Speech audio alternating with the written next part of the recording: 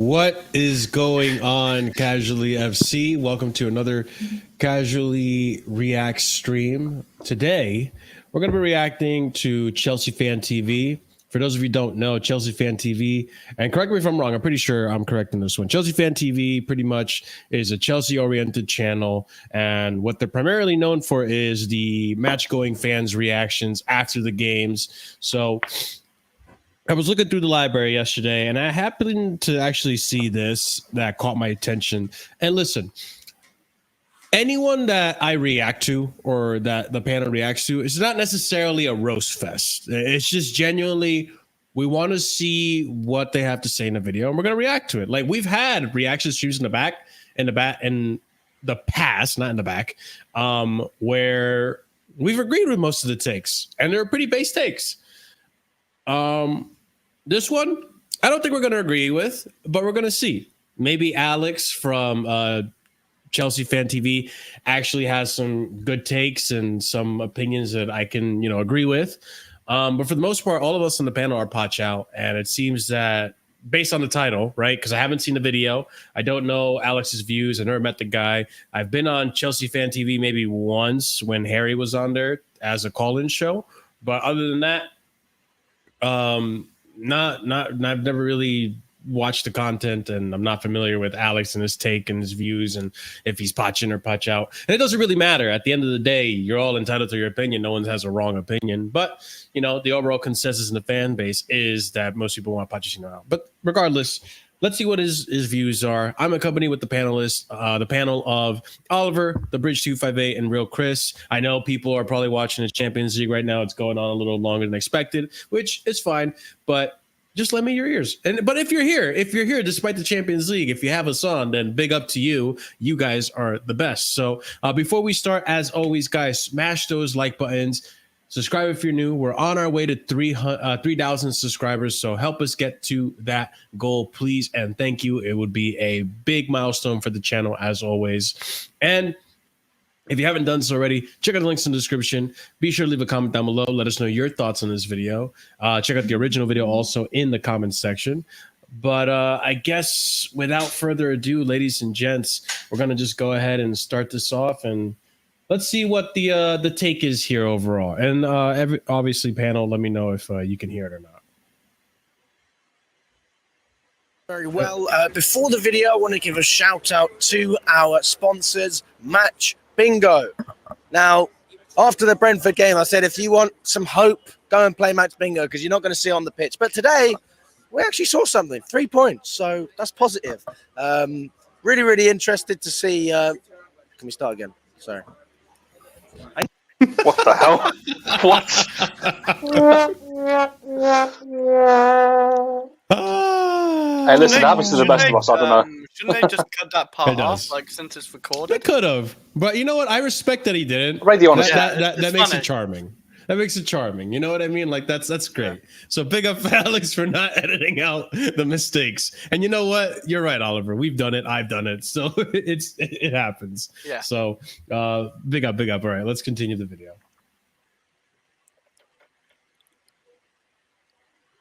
Maybe I'd Oh, too much. you maybe scumbag. I thought What I fixed is going on? Apparently I didn't. So I'm going to fix it right now. takes. There we go.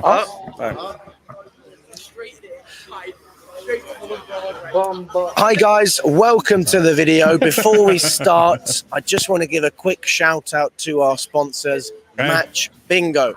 If you haven't heard of these guys, you should have, okay? It's quite obvious, it's bingo. Let you have the sponsor. Instead of playing with numbers, you play with things that happen in a match. Goals, corners, yellow cards, things like that. Scratch out your lines. The more lines you scratch out, the more money you make, okay? Each game is capped at £2, Awesome. so don't worry if you are worried about Good to know. putting a little bit too much money in.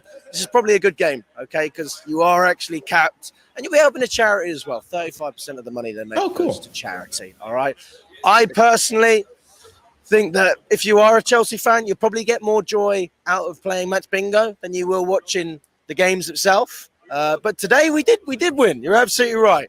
And here we are. But yeah, click the link in the description, guys. Before you watch, download Match Bingo. Also, I forgot to mention this. To add context, download Match Bingo. But to add context, This is right after the Newcastle game that just happened. So, fresh thoughts. I'm assuming maybe some people might be swayed to thinking positively more than they should. But we'll see. We'll see. Oh, yeah. Let me do this one. Yeah, guess what? The PC is going to be ready very soon. All right. I did the cable managing yesterday. It's just a matter of I have one cable, Chris, that I have to hook up and figure out where it goes. And then we're ready to boot it up. And then, we'll go from there, Chris. We'll cook. We'll cook from there. We'll eventually. Well, eventually. I love this. This is. There was a time when this didn't happen. I don't know why it's happening now. We're just like watching Match Bingo, reacting to Match Bingo. Him talking about Match Bingo. In the description, guys, There before go. you watch, download Match Bingo and let me know what you guys think. Hello, everyone from Chelsea Fan TV. My name is Alex. I'm standing outside Stamford Bridge after a 3-2 win against Newcastle. I've got Charlie over here. Nice to meet you, mate. First fan cam. Yes, it is, mate. How did you find the game? I mean, I thought it was rather enjoyable, but I mean, you know what? There's still some sloppy mistakes which should have been avoided. But then again, overall, I mean, you can't argue a result. Like, there's always going to be the odd one or two mistakes are going to cost us a goal because that's the way the season's gone so far. But then again, the result speaks for itself. We've got the win, and that's the main thing. That's the thing. What about the performance? I mean, yeah, again, it was like, I guess the result speaks for itself. We got the win, like I say, we're a bit sloppy, but the win is what it is. I mean, we're a bit too, like, round the back as well. We're a bit too brave. I mean, that's where they invite the pressure onto ourselves. Like, I guess we got to be a bit more, get the ball out a lot quicker, I would say, to invite less pressure on us. But I guess that's, I mean, I'm not a pro or anything like that. I'm no coach or nothing to the back. But if that's the way they're told to do and it works, just to try and take some pressure off. But I guess they got to do it a bit quicker because at the minute it seems to be they're inviting too much pressure onto ourselves. No, I'd agree with that. That's just when we go up, though, isn't it? I mean, So overall, sorry, I pressed the space So bar. Sorry. So overall, what do you guys think of his analysis? The fan. I think it's fair. I think that was pretty he's much not spot on. over. Obviously, yeah, he's not overhyping that performance. Like, that performance is, it's kind of like an average performance. Like, I think that's what he's saying. Again, listen, man, I'm here for the botch comments. That's what we need to hear. This is Yeah. Listen, teamwork for play. we gotta ease our way. Back anyway, sorry. I was about to say something, Ahmed. You're so you're lucky I like you. But yeah, like so far, I think he's right. I haven't heard anything that I disagree with. I think overall the game, if you saw our match review of the game 2 days ago, then you know that we overall thought the game was okay. There were some mistakes, being a little bit too risky in the back. Malagusa with his mistake, and then the silly mistake from Cucurella too, who got caught being too committed to the tackle, got spun, and then you had Murphy with his goal. But I mean, exactly like Chris said, I don't think, doesn't seem like anyone's overhyped about it and all that stuff. So far so good. I mean, I agree with it. Let's continue the video, or try to. Apart from that, I think we play okay. Yeah. There's always going to be chances, but we still push forward as well. Yeah. Just when we go up. Yeah, no, exactly. So we push forward, we hit them on the break, but then a lot of the attacks they get is from where we try to play it too safe, and then we lose possession in areas that really we shouldn't lose them in. 100%. What about your player of the match today? Oh, it's got to be, I reckon, Cole Palmer. I mean, he's been solid. I mean, he had that great chance at the start, which everyone thought he scored in the first half, and it had turned out to be a magnificent flick on by Nicholas Jackson, and then he was rewarded with his goal in the second half. I mean, you can't really knock that. I mean, he's always, what I love him is, reminds me of very much like Cesc Fabregas, like Fabregas. Oh, mate, the way he runs, because get the ball, and he's like first foot, he always drives the ball forward, all that. Wait, is Hold he on, saying I gotta Enzo? rewind that. I have to rewind that. Wait. Did I just hear what I thought I heard? Hold on. Which everyone thought he scored in the first up, and it had turned up being a magnificent flick on by Nicholas Jackson, and then he was rewarded with his goal in the second half. I mean, you can't really knock that. I mean, he's always, what I love him is reminds me of very much like Cesc Fabregas. Like, Wait, Jackson? He's talking about Cole Palmer. Cole Palmer. reminds him of Cesc Fabregas. Tim Palmer. Do you guys agree with that? Does Palmer remind you of Cesc Fabregas at all? I don't see it. Maybe he's a visionary, like, you know. When They don't even play the same position. What are we doing? I don't know. Like, he might be a visionary, like a Kosov or something. I don't know. Like, it's. That's a strange comparison. I'm not gonna knock him. Like, if you think he reminds you of Cesc Fabregas, then fine. I can name a lot of other players that remind me of Cesc Fabregas. Some that may even be on the team, but I don't know about Cole Palmer. That one's a little bit of a stretch. I would say the closest thing we have to Cesc Fabregas is probably Enzo. That's about it. I thought he was actually talking about Fabregas playing for like the first time. I thought, wait, is he talking about Fabregas playing? No, he's trying to compare it. Yeah, I don't know. It's kind of. You never know, man. Everyone has their own vision of Fabregas. You never know, man. You know what I'm saying? Oh shoot! I mean, listen, penalty shootout, boys. Yeah, we got penalty shootout here. Right. Well. No, but with this, listen, I've heard Mount be compared to Cruyff, so you know this isn't the most wild thing I've ever heard in my life. Yeah, exactly, 100% exactly. But I have it. It's you know. Oh my days! All right, let's continue. No, maybe. Yeah, Fabregas. Oh, mate, the way he runs he to reacted get the the same ball, way. and he's like first foot, he always drives the ball forward. Or that first ball is always like killer pass. Like if it don't come off, then fair enough. But he's always his first ball is get the ball, put that ball through in the dangerous areas, or I always like that killer pass. You know what I mean? What Cesc Fabregas did with that killer pass every time. But it's like if it didn't work off, no Chelsea fan would like. For fuck's sake, none of that, because they knew what it's intended to do, and not every time it's a hard thing to do. Put that ball through to try and kill the game off in that one pass. That's it, man. Thank you for coming on, my friend. Nice. Always a pleasure. Always a pleasure. And I'm just gonna continue pass this one on my own. I was going to quickly say the passing pass, but you know, there's still time, man. It's what one season of Cole Palmer. We can't. What'd you say about the passing part, Chris? Like, you know, passing like the places, like you said, like dangerous places and all that. I hear that part, but sort of. I mean, I feel like again, Enzo is a much more comparison. I agree. Enzo, if you go compare, it's gonna be Enzo. But I mean, if you look at, for me, like if you want to compare, you've got to look at the types of passes they do. I feel like Cole Palmer, his passing, you know, particularly if we're comparing like Cesc obviously played for Arsenal as well, but I'm going to talk about how he played at Chelsea. You know, Cesc at Chelsea, a lot of over the top balls trying to find Costa. I think Palmer's a bit more. I think Palmer's a bit more ground passes, a bit more on the ground, doesn't really lift it, but he weights it so well. That's what gets him. That's what gets the other guy in behind. So, you know, they're both great passes, obviously, but just different styles, really. Oh, save! Oh wow, Alexis Sanchez missed. Alexis Sanchez penalty saved. Yeah. Tranquilo, man. Tranquilo. Oh no, poor Will. I mean, I meant to ask you guys, because for those of you who have been long-standing fans of the channel, you probably know this already. I'm going to reiterate it. There was a point in my life where I wasn't watching Chelsea, just because I had so much going on, and a match of football is 2 hours for those of you who watch football, obviously. And guess what?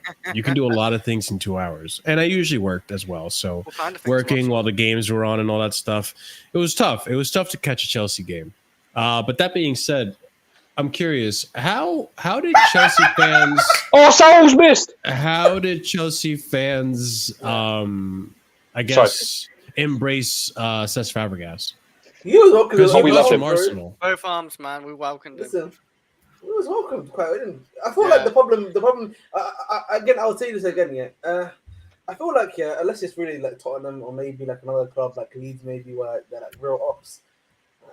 It's not, and plus like Fabregas was still a quality top player when we got him from Barcelona. You know, he was playing false nine for them in that period. By the way, sorry. by the way, like I was so surprised Arsene Wenger turned Fabregas down because Fabregas still had it, and I can't believe it. They just saved another penalty, Marshall. 3 saves in a row. Oh my god! Oh my Like, god! Who saved penalties? This is 3rd in a row saved.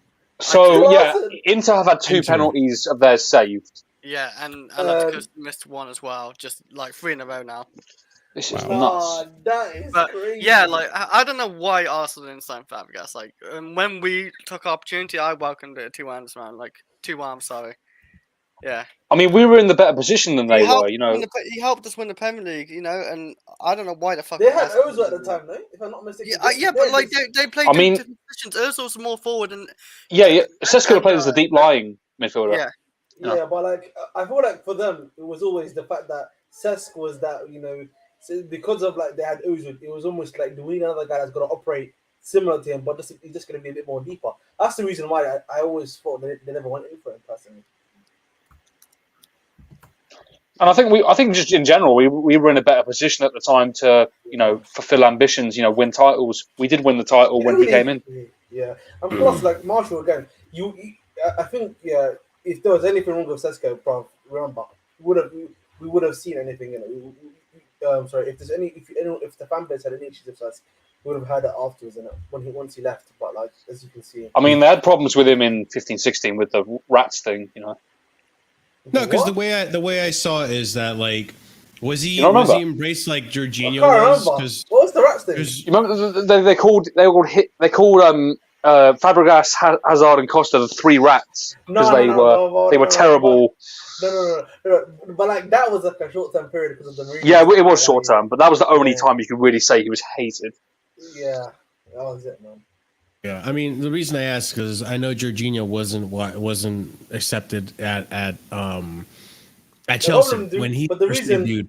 But hold on. But he was from Napoli, whereas Cesc at the time, because I did watch Cesc in my time. Obviously, I watched him, and he was an Arsenal player.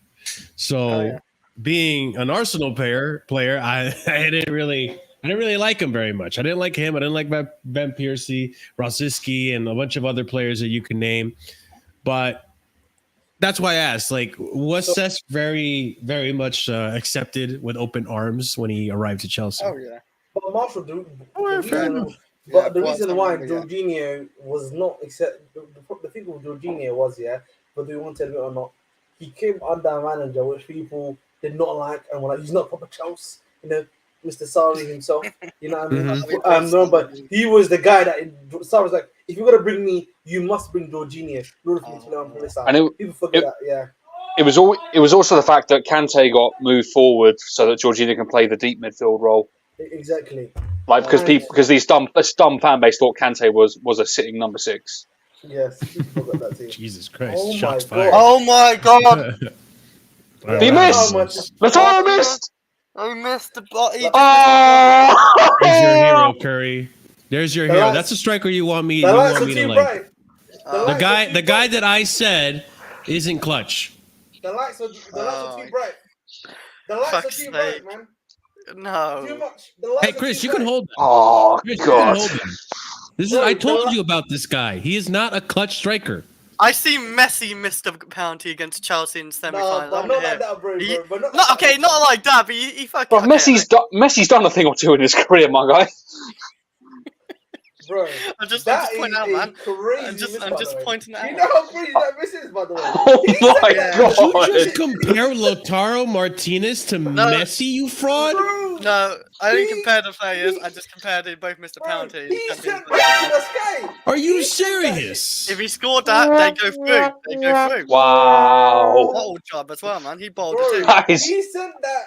He sent that pen to the sky, by the way. He sent that pen to the sky. Like, I've seen Lautaro Martinez miss a goal in Lautaro Martinez missed opportunities in last year's Champions League. I see him miss opportunities in the World Cup, and now he missed a penalty when it matters most again here in the Champions League. They're still probably going now. They already missed 2 before, so. Yeah. Well, anyways. Yeah.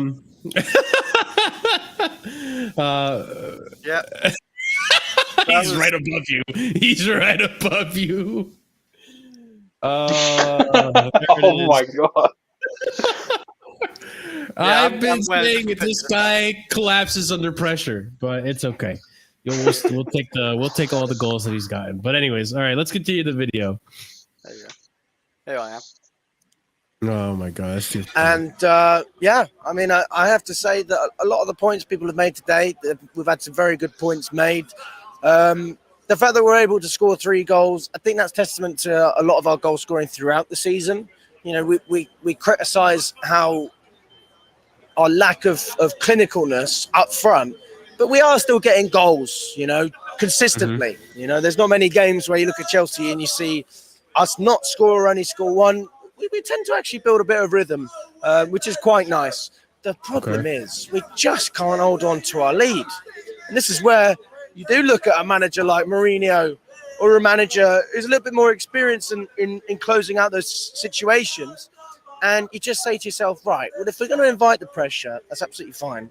But have a little bit more structure to it. If you're going to sit back. Don't 50% sit back. Don't not have a structure, okay? If Gusto and Cucurella are going to stay, then they stay. If Jackson's tracking back and then lone running for all the balls, that's absolutely fine. But I need to understand that. And I think sometimes with Poch, I do struggle to understand that a little bit because he seems to give a lot of players flexibility and freedom to move into different positions, especially up front. Yeah, I think that can hurt us defensively, if I'm being honest. Okay. I feel like he's not wrong.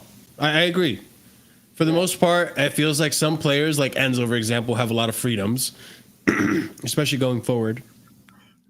But at times it also feels like Pochettino is asking Enzo to stay up front. And that's where we get those games where we see Enzo on the left wing. Like, yeah, maybe Enzo likes to drift wide and maybe to the left, but at the same time, is Enzo being told to stay in the number 10 position instead of coming back to help Caicedo? You know, is that the situation? When it comes to the defense as well, yeah, we do ship a lot of goals. We've been a little defensively tighter in the recent games. But again, silly mistakes. I feel like when we had Silva in the team, those that defensive solidity wasn't so much from mistakes. It was so much like we almost like left ourselves exposed. And we're technically set up to fail with a Silva who, you know, he's aging. He's not as quick as he used to be. He's not as nimble as he used to be. So maybe that's why we're letting in more goals when he's in the lineup. So, I mean, I don't disagree with what he's saying, but I feel like Poch has shown us that this team can be defensively solid. We saw it against Man City. So what were the games after Marshall, like Leeds, Brentford, Newcastle? But at the same time, no. But like what I'm trying to point out is like he's saying that he doesn't mind when we sit back defensively as long as we stay committed to that and we don't half-ass it like we did against, like, say, for example, Liverpool. Liverpool, it seemed like Poch couldn't decide whether he wanted to park the bus or he wanted to attack forward. So we left ourselves really exposed. We were parking the bus almost with a high line, which is really dumb. That was the problem. Against Liverpool, we had a high line, but we didn't press them. So there was just loads of space. They had time on the ball. They could play the ball into Bradley and all them guys, and they killed us. Mm-hmm. Yeah, but I feel like we haven't done that really since that game. I think we learned a really valuable lesson from that game, and Poch just kind of decided, if we're going to sit back, we're going to sit back. And if we're going to go forward, we're going to go forward then. You know, if we're going to press, we're going to press. Like, he's been more, you know, I guess, confident with his tactics, which, I mean, I feel like it's a little disingenuous to point out that one game and pretend like that's been the case for these recent games where we sat back. Against Man City, we didn't do that. We were, you know, sitting back and parking the bus, and we were very much convinced that we were going to stay and play this way. We weren't half-assing it. I think we were fully committed to that. But I mean, I don't know. Do you guys have anything to say to what he said so far? I think so far he's been pretty spot on. I can't disagree with much. What you just said, basically, yeah. Like, it's just, well, recently we're still being quite poor defensively. I don't know if Poch just can't find a balance in between with the system or whatever. Like, he just can't, like, find the right ideas with his team. So that's obviously a reason why I want Poch out. Like, he's done too many mistakes like that. He just can't find any ideas. So yeah, but I do agree, like what you said just then, pretty much some of the stuff. Yeah, I agree. All right, let's continue the video then. See what else he's got to say. Hopefully the video plays. I can't wait. And in a few minutes. Wait, so who advanced now? So I guess Inter got eliminated and Atletico. Yes, Atletico advance. Yeah. Yeah. Who won the? Will's not an Inter fan, by the way. Now. Who won the PSV game and against Dortmund? By the way, is that Dortmund? Dortmund. It was against Dortmund. I don't know who though. They went through. I think that can hurt us defensively, if I'm being honest with you. But again, Raheem Sterling, very, very disappointing. I think it's obvious that he needs to be sold. Even if we make it at a loss, get his wages off the books, bring in a player who can actually take this team by the scruff of the neck and lead them, because he's not a leader. He's not the man to lead us forward. He's a bottle job. And he bottled it again today when the odds were not against him. Everything was in favour of him. Still couldn't score. You know, I don't like Sterling. I haven't got a personal vendetta against him. But how can you appreciate a player like that, who defensively is very lackluster, not a particularly physical player? I wouldn't even say he outpaces that many people, to be quite honest with you. I don't see him running down the ring like Mudryk, making an impact in that sense. So, yeah, Sterling can go as far as I'm concerned. Again, I absolutely agree with him. He's not wrong at all. That's right. I think we all agree. Well, actually, Andrew, I'm curious. Where do you stand with Sterling now? Do you want him sold in the summer? I couldn't care less, really. Care less of half these players at the moment. I have no attachment to these players whatsoever, so I couldn't care less. Maybe only a few. Like there's only a few that I've got like that would keep. Sterling's a hard one to get rid of. Everyone's going, "Oh yeah, we can sell him to Saudi." Why would he want to go to Saudi? Why would he want to go to Saudi? Money, maybe. He's back home in London. Why does he want it? That's the whole point of his move to Chelsea, was to get back closer. They have to offer him a lot of money, Andrew, like 670. Doesn't matter. He's on a lot of money at the moment for the next 3 years. What does it matter? Is it 3 years still? It's 3 years. 3 years, yeah. It's 3 years. We're gonna be loaning them out, but you have to accept that as well. Hey, I've got a variant. I've got a variant. I've got a variant in the chat. Yeah. He's been posting in the comments for a hot minute now too. I've made it. Summer Surfer. I've made it now. Not a variant. He's your arch enemy. I've made it. Yeah, I've made it now. Oh man, I'm happy. I've made it. But I agree with him. I feel like Raheem Sterling needs to go, but the problem is like what Andrew just said. He's not going to want to go, and two, who's going to pay for his wages? Yeah, exactly. United will. I don't think United want to do any business with us anymore after we sold a Mount and a Dream. Hey, they might want to complete the deal, man. Get another English guy. Another one from Chelsea. They should. You know what? We should sell United the banner, the Mason Mount banner. We'll cut him a price for it. Yeah, 75% Boy off, who had man. a dream. He had a dream. It's been ruined now. Oh man!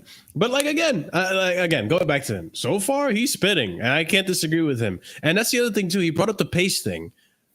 You know what? I didn't even really give that much thought, but I recall a time when Raheem Sterling was a pretty pacey winger, and I feel like he does not outrun people anymore.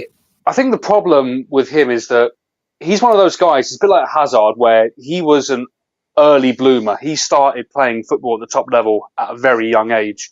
So naturally, his regression is going to start earlier. But the problem he has now is that when your legs start to go, that's where your brain needs to start coming into play, and you start making smarter decisions rather than just relying on your physical attributes. He hasn't gotten that yet. That's the problem with him. Anyone else want to add some thoughts on Raheem Sterling? Go ahead, Chris. He is like 30, but players do slow down when they get older. Like they don't all he's like 29 and he's not getting slower. He's just not using it as much. He's been conservative with it. He's not slowing down. You think? He's been conservative with it. He really runs. He doesn't really run without the ball. He runs with the ball. Yeah. So that's his thing. He doesn't run without the ball, so he's not making those runs really as much. So he's running with the ball. So when he doesn't have the ball, he's not running around. So I'm getting into places, getting into spaces essentially. So. I do agree with that because I saw like Jackson and Cole Palmer pressing, and I saw Stern just watching it. Yeah, he's not doing it. Yeah, so I do agree with that. Yeah, maybe so. Maybe you're right then, eh? That's for age. Yeah. You know, give him benefit of doubt.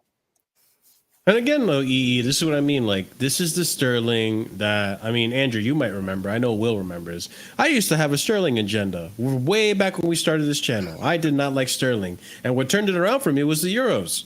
He had a great performance in the Euros. And I was like, all right, maybe Sterling's not a bad character. And I remember how frustrating Sterling was for Man City prior to the Euros. And then we get him. We're linked with him. We acquire him to the team. I didn't have much of an opinion of him at Man City after the Euros because he was mostly benched.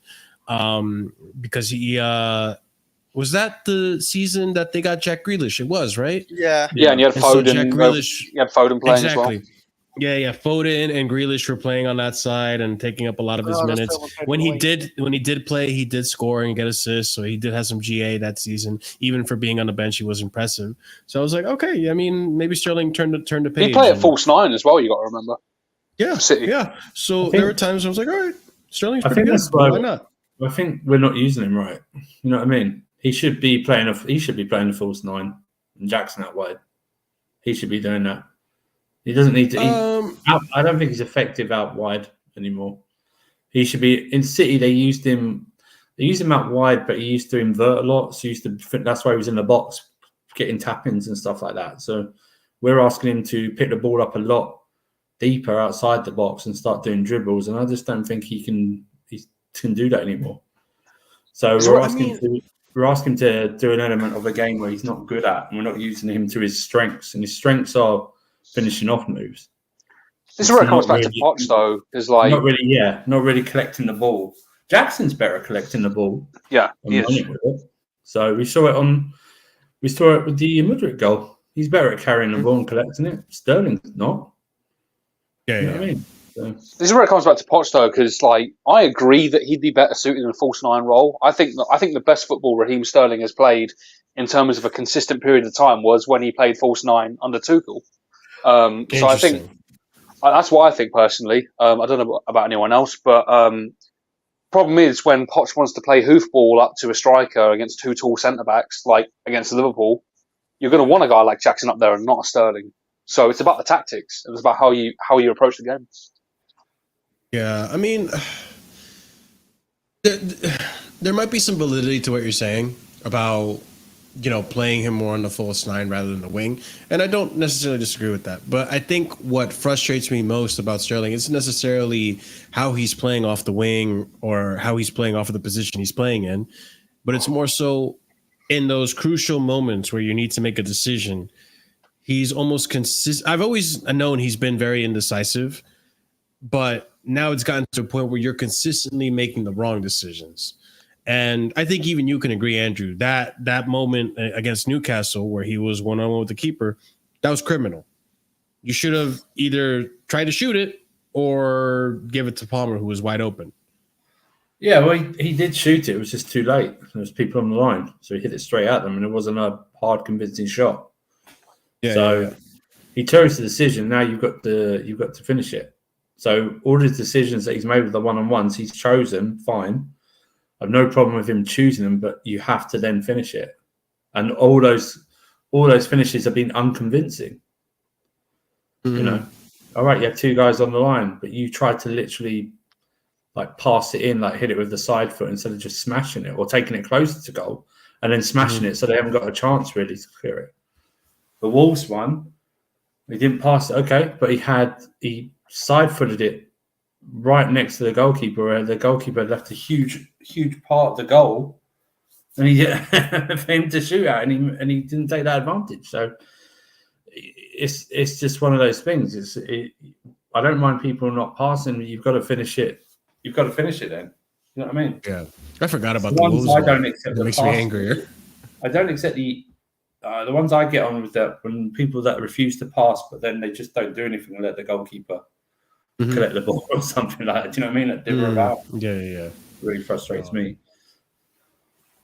That's Sterling, though. He's a frustrating character. Who knows? If he doesn't get sold, I hope he plays better. Obviously, I want him to play well because he is one of the veterans in the team. He should be doing better than what he's getting paid, or he should be performing. Yeah. I'd be interested to see if, I'm saying when, but I'm sure it's still if in some people's minds.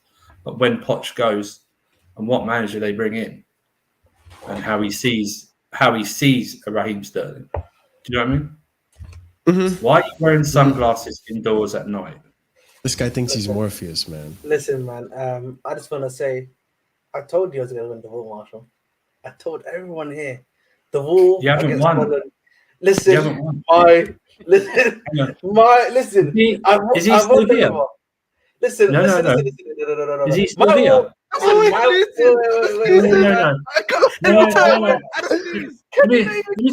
Let me just correct you, right? Just like all young men, you're very premature. Okay, so let me just say right now, yeah. It's still this season. He's still being picked, and he probably will still be picked. So until he's sold, you've won nothing. You brought this up. And he's still playing games. No, there's nothing you can say because you're just. Can. Once again, let me speak first. Okay, Okay, I just wanted to say, yeah, I remember back in the summer. Yeah, obviously I said I was gonna win the war eventually. Obviously, still got a few more steps left. I agree with Andrew on that. But the opinion on Sterling has vastly changed from what was happening in the summer of 2023 to now. I would argue more so than ever. In at least in the viewpoint that I was saying at the very least. So, but that's what I was trying to say at the very least. But just let's have it right. So for me, when it comes to Sterling, listen, I feel like I think I agree with Andrew to an extent about the false nine stuff, but even one thing he used him in the false nine under Potter, because Potter used him in the false nine at times. Whether it was I think he used him against Salzburg in the false nine, if I'm not mistaken. There was like another 2 or 3 more games towards like his November, December one that he used him in the false nine, and he wasn't doing that well even then in that false nine role because I feel like there's some players. There's like some players where they're just like too small, if that makes sense. And like we were playing him almost like he was we were almost playing him like how we were playing Jackson, but it was like a worse effect because Sterling's not 6 foot tall or above, and he's not even physically imposing. You know what I'm saying to you? Do you remember that on the bottom? We literally did that on the bottom when there were times we literally. No, I'm laughing. I'm just laughing at this message, right? No, the one below by my new sworn enemy. Oh my god! You can't pick yourself now. Hey, no, but yeah, man. At the end of the day, when it was Sterling, I genuinely do think he'll probably leave. But I think the issue is going to be, and I agree with Andrew on this and everyone else. He's in his ends. He's getting 325k a week. I think after the end of this summer, it's 3 years left. 300k a week, bro. He's got 3 years left on his deal, by the way, right at the end of the season. So it's going to be very hard for you to move him unless like he gets a tasty offer from Saudi, and even then he's getting. Why would you want to go to Saudi anyway? But again, got Jordan Henderson wanting to come back. Who else wants to come back? But again, Benzema wants to leave. But again, I feel like for me, that's not even going to be possible because he's earned enough money. Man City. Well, those Saudi deals after the Jordan Henderson thing, they don't get paid for a while. No. He deferred it because he didn't want to have any tax on it. That was the thing. Because it was going to get taxed. Yeah. Yeah. That was why he's not getting any money, by the way, because he literally deferred the salary because he didn't want to get taxed in the UK, and then he left like 6 months later to what's it called, Ajax, which cooked him basically. I mean, I'll be honest with you. This is the part where I think Ahmed's going to lose the war not because I think Sterling is going to come good. I think Sterling is going to continue on this patch of form. I think he'll have moments and patches where he does really well, like in the beginning of the season. And then he's going to have moments where he's in this slump where he is right now, right? But I think where Ahmed's going to lose the war is that I don't think this summer Sterling is going anywhere. I genuinely think Sterling is probably going to run down his contract at Chelsea. At the end of the day, he's going to stay here till the very end of his contract. I would like him sold. Personally, me. I wouldn't mind selling him. I think we could still get a nifty amount for him. And on top of it, I think we can get a better winger. I don't know who. That's where the scouts come in. But I think we can get a better winger. But I don't know, Ahmed. I think you got to take an L on this one. I personally think, what is more than likely, if Chelsea is smart, you probably try to find him by a loan move within London. Now, obviously, if you remove Arsenal and Spurs, you've got somewhere like a Brentford. You got somewhere Fulham is another one. First of all, you racist. That's not you in the chat. You racist. That's from the Black Panther. You racist. Because I like That's Vince some Black McMahon was shouting Panther. out, man. That's some Black Panther. You racist. Bro. Oh my god! I just read the comment. Jesus. Oh my days. Yeah, I was just gonna say, man. Going back to it, you probably want to learn it maybe to like a Brentford or Fulham. I don't know. No, we don't know Bobby Fairview. Okay, we don't know that. Maybe Luton. Yeah, Poch out because he's crap. That's why Poch out. But by the way, I have no idea what to send him, bro. Yeah, I don't know either, and I don't think he's gonna go anywhere. That's the problem.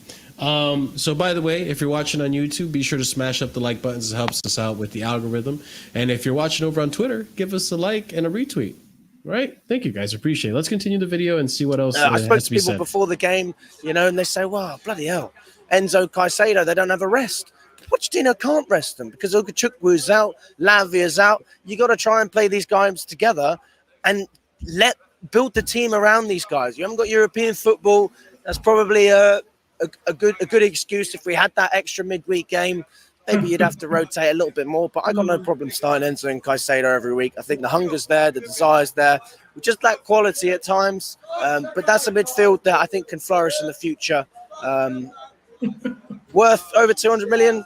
Maybe not. But still solid, still decent. Really happy to see Cucurella back in the squad as well on the left-hand side. For me, he starts ahead of Ben Chilwell every. Oh my god, the fucking crowd behind them is so loud. Who did he say? Starts ahead of Chilwell? Something Saudi boys or something. No. He said, who did he say starts ahead of Chilwell? Cucurella. Oh, okay. yeah, that makes sense. I'll go back a little bit.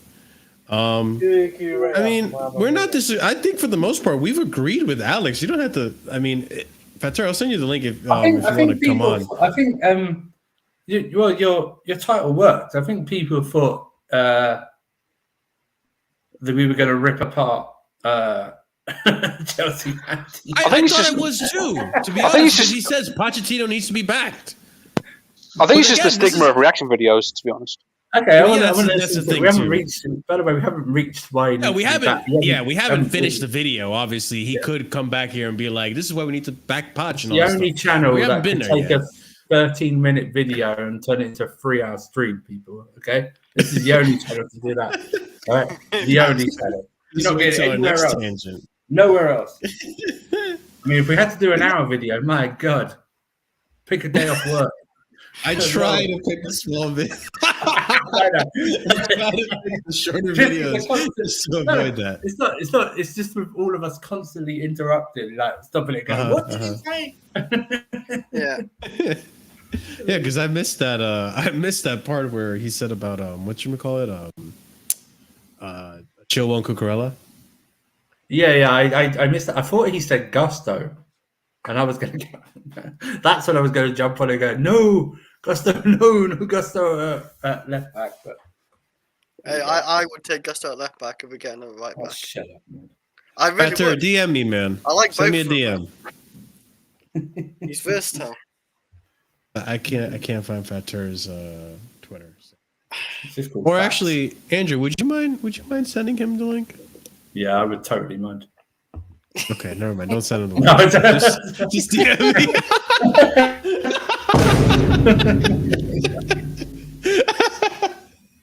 This guy. All right. Thank you, Andrew. I appreciate it. But no, like again, I thought it was going to disagree with complete, but for the most part, like everything he's saying, I agree with everything he's saying. And we had the Newcastle bus be coming in behind him. They're probably upset, but no, I agree with everything he's saying so far. I mean, we'll see what he says about Poch afterwards, but yeah, let's see. I'm going to continue the video. It's a midfield that I think can flourish in the future. Oh, actually, I did want to comment on the midfield comment that he said. So about 200 million and stuff. Oh no, a little bit over 250 million for the like for the midfield. 20, I think. 220. It's worth it. Right now, I would say probably not. But then again, you know, I think people put too much emphasis on the price tag. And of course, we as fans and, you know, to other rival fans are going to make fun of people who spend a lot of money on players and get what they get out of them. Like, for example, you know, Anthony. But I mean, big up for her. But I mean, by the way, to that, can I say something to that, Marshall? Why? Yeah, go for it. After I read the super chat, by the way, Keith R. Swank, what a name! Pound 99 super chat. Big up to you, brother. Thank you for your lovely donation and welcome to the channel. I haven't seen you here before. Chelsea. All right, there you go. You need another Chelsea, so I can do the first half of the melody. But how many people got watching? Sorry. What'd you say? How many people got watching? I have no idea. How many people do we have watching? 58. On Marshall Channel. There's 197 on. Yeah, I saw on Twitter. We have a lot of people on Twitter are watching, so big up to you guys on Twitter. Be sure to like the tweet and retweet. Come over to YouTube and like the video, please. And yeah, like the video, lads. Like the video. Get them 2K. Yeah. The video. There you go. You were gonna say Marshall, while Maurizio Sarri is lighting a cigarette here? No, wait, no. Why it's worth 220 million? Like, how long did we sign? How big are the contracts? Better you didn't have to turn off your camera. The 8 years each. 8 years. Yeah. Give or 8 take, years each. So what does that do? That covers our midfield, hopefully. You know, because they are good midfielders for like 8 years plus, and that is worth every penny what it can be worth. This will probably look like as actually a good deal, like in the future, hopefully anyway. So yeah, like this is why I think they're worth like 200 million because we got a big contract on them as well. So it's definitely worth it. Okay, so you think it's worth it? I mean, I at the same time, like I want to say yes, it's worth it, but at the same time, like I'm not upset with our midfield. Maybe in the beginning of the season, I was like, man, like this isn't working out as well as it's supposed to. But one, I know Poch is playing Enzo, always experimenting where to play Enzo. So that's one factor, right? The other factor is that now in more recent games, like they've done really well in the midfield.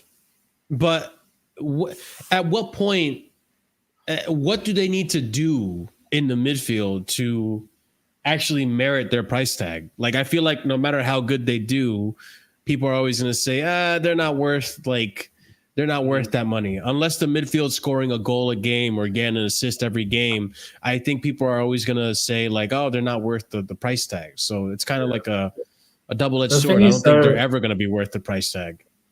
I don't think a player's price should be determined, or your happiness with a player's price should be determined by how long their contract is. It's determined by what they do on the pitch. Never to do with what that's a fan should never really think like that. That's for the businessmen to deal with. The fan should only think about the player's price and what they bring to it, about what they do on the pitch. And on a side note, hey, thumbs down on the video as well. It's still traction. Do you know what I mean? You can dislike the video as well. That's the traction. And I will never apologize for saying probably Chelsea didn't. And I say 2021, not 2019. So, you know, you can shove it. All right. I will meet you in any battlefield you want, Summer Surfer. All right. Any battlefield? I will destroy you. Okay. Name the place and the date, and I'll see if I can get there if I want to. That's all. But Andrew, the top of White Hart Lane. The reason why I think the 8-year contract is because I think they're just going to cover it for years, and we don't have to like worry about buying other midfielders and how good they are as a midfielder right now. I think they are. Yeah, that's the thing. I don't think they want to prolong this for a year thing, Andrew, but they want to prolong this for 8 years. That's the thing. I don't know if they're going to be good in 8 years, but time will tell. And also time will tell, yeah. Being how good they are shouldn't put us off buying any more midfielders. It's just complementing and buying midfielders that can rotate with these guys. We're seeing it right now. We're having these guys every game for nearly the whole game, for all of them. And we're just lucky we didn't have Europe this year because I think and Enzo's getting a rest on Sunday because he's suspended, isn't he? So we're just lucky we didn't have all those extra games this year because we don't have the midfield to cover it this year.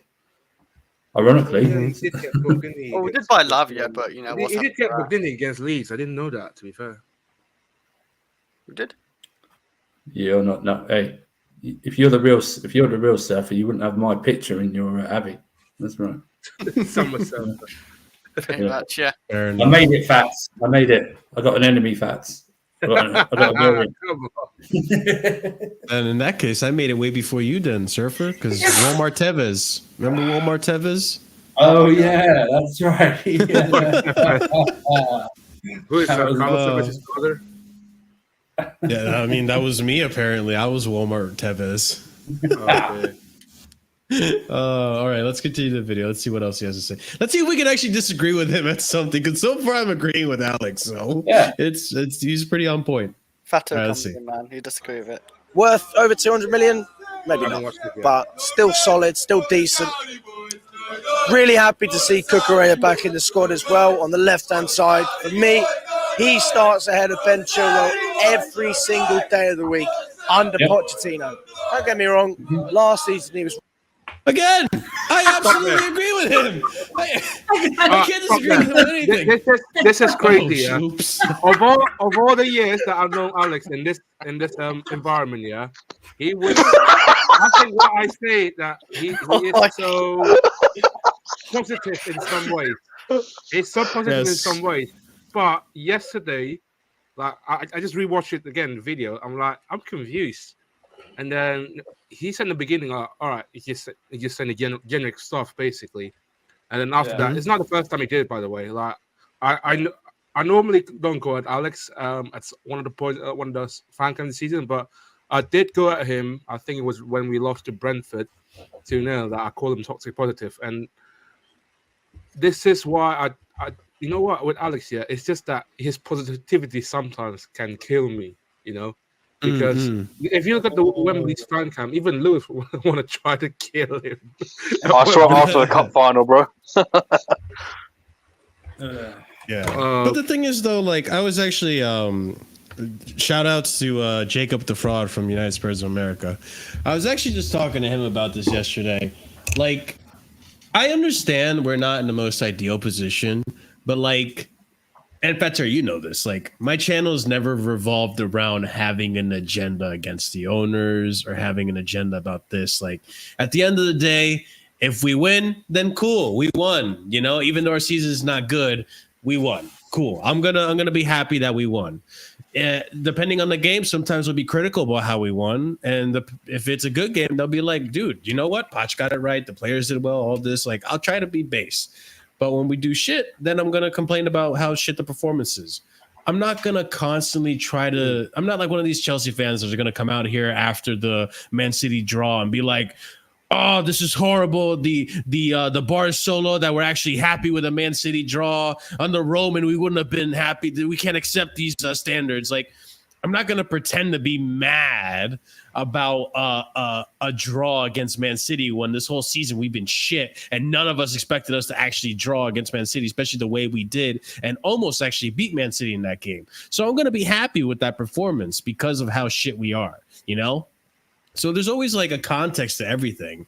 And I'm not going to sit here and just have a circle jerk of depression, moaning about how shit my club is, how shit the owners are. Oh, Boli out, Egbali out, all this, the director's out, everyone out. Oh, we got to bin the whole squad again. Like, that's not what I am. Like, I am overall, I'm a positive person, or I try to be, but I also try to be realistic and I try to be based in my opinions. And again, for me to just sit here and mope and just fucking about Chelsea every single day, all the time, bro, I'm going to drive myself crazy. I have better things to do than to just be depressed over Chelsea all the time. Don't get me wrong. I'm not happy with where my team is. I wish we were doing better, but I also have my own mental health to take care of. I can't just be sitting here, and you guys will get bored of it too. Like honestly, like I've had Ahmed just tell me like, move on. I'm tired of talking about like Lukaku, for example. You know, we're all tired of talking about Lukaku, bitching about Lukaku.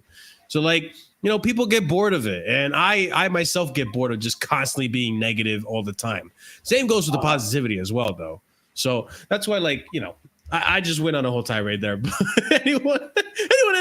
Any thoughts on like Cucurella though? Because like he's right. I agree with him. I'd much rather Cucurella in this lineup than Chilwell. In the short term, yes, but hopefully in the long term, no, probably not. No, That's exactly. because I think Cucurella will want to leave as well at the end of the season. I just don't think that. I think he will. You know, he has to go, bro. I'll be honest with you. I think he'd be open to it definitely. I think he'd be open to leave. It depends on the offers that we had. We tried to do a 30 million deal for this guy, and we couldn't get 30 million for him. So it's going to be quite difficult to just move on for the price that we're even asking for, man. Mm-hmm. Yeah, like, I mean, Cucurella, if he wanted to leave Chelsea, I don't think it's because he doesn't like Chelsea. I think it would be because the fan base don't like him. Maybe he doesn't feel welcomed at the club. Because I think from the get-go, there was always a noose over his head.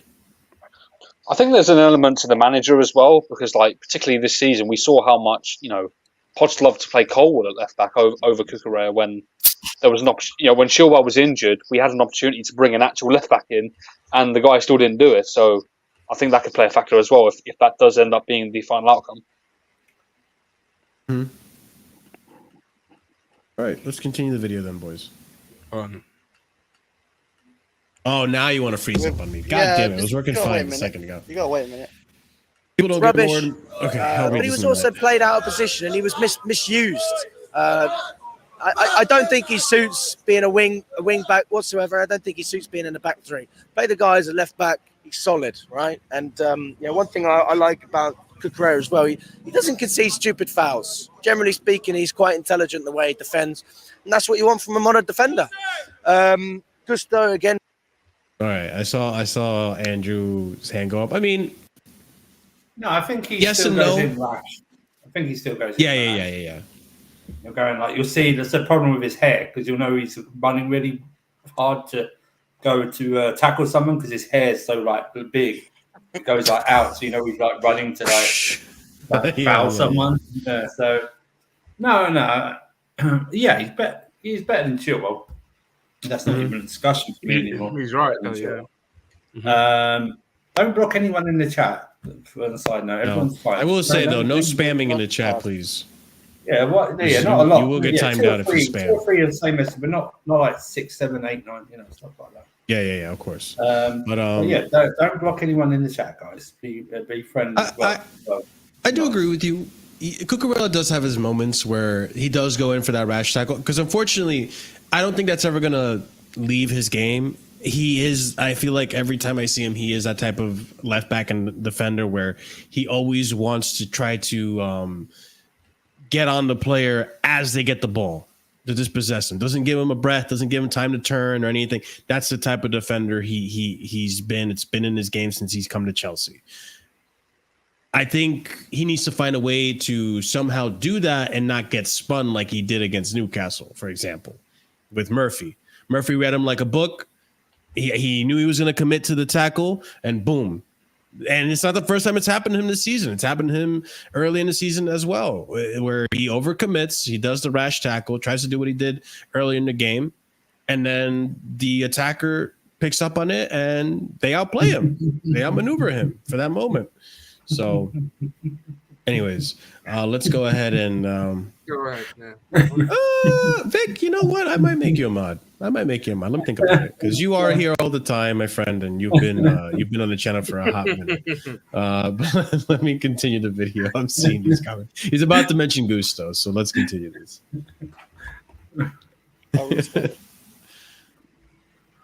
God damn it! What happens every time, isn't it? That's the thing. No, it's like you came in and all of a sudden it stopped working. Like, what the fuck?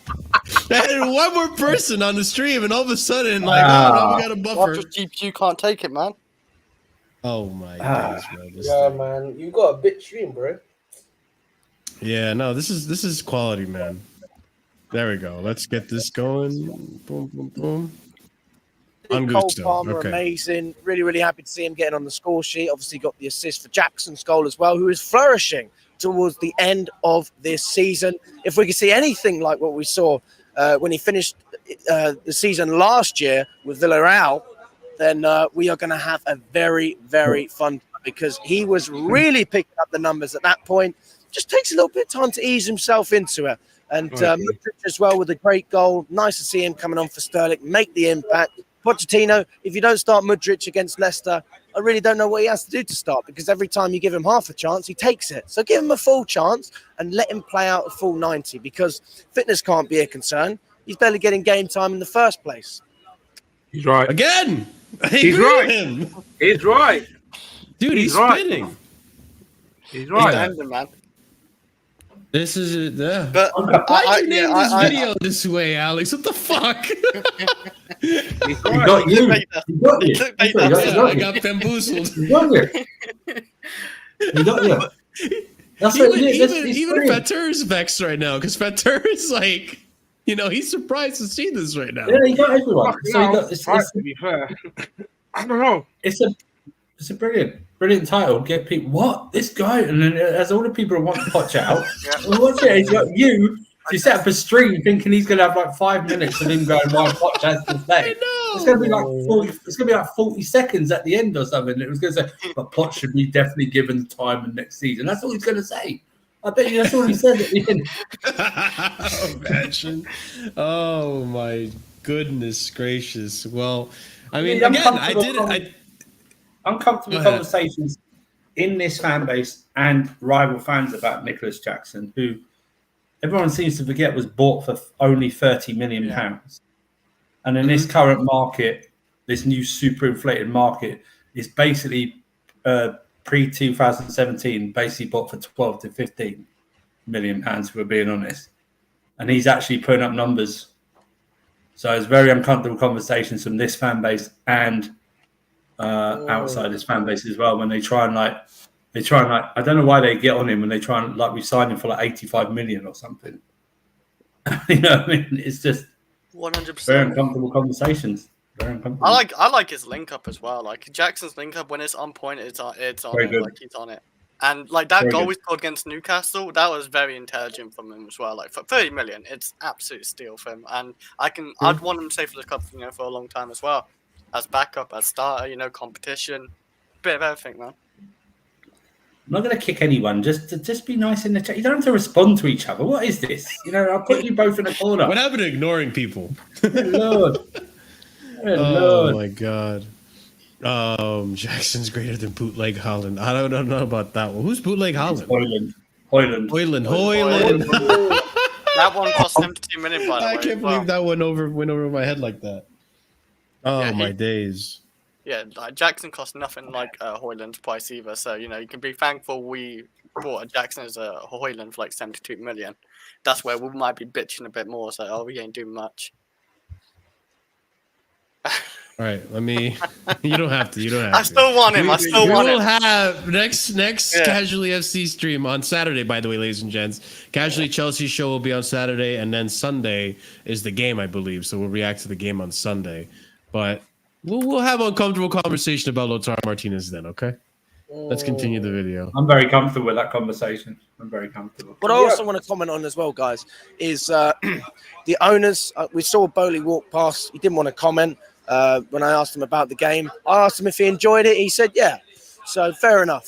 But okay, hold on. There's a reason he doesn't want to comment. Okay, and I can't. He's I PR understand. trained. He's PR trained, right? I understand why people reacted the way they did, but I think it was too over the top. The last comment Bully said was we were going to beat Real Madrid 3-0, okay? And so when he's backing the club to beat Real Madrid 3-0 and the fan base lose their shit because he had a positive, optimistic take on what's going to happen with the game and he backed his club, why would he want to comment anymore after that? So, I mean, I'm not saying Alex is upset he didn't comment. I think Alex is just pointing out the obvious. Yeah, he's fucking PR trained. He didn't want to comment. He didn't want to comment on the game. I mean, he's had Bowley on there before in like a intro clip or something. He's had him on there, so there's a history.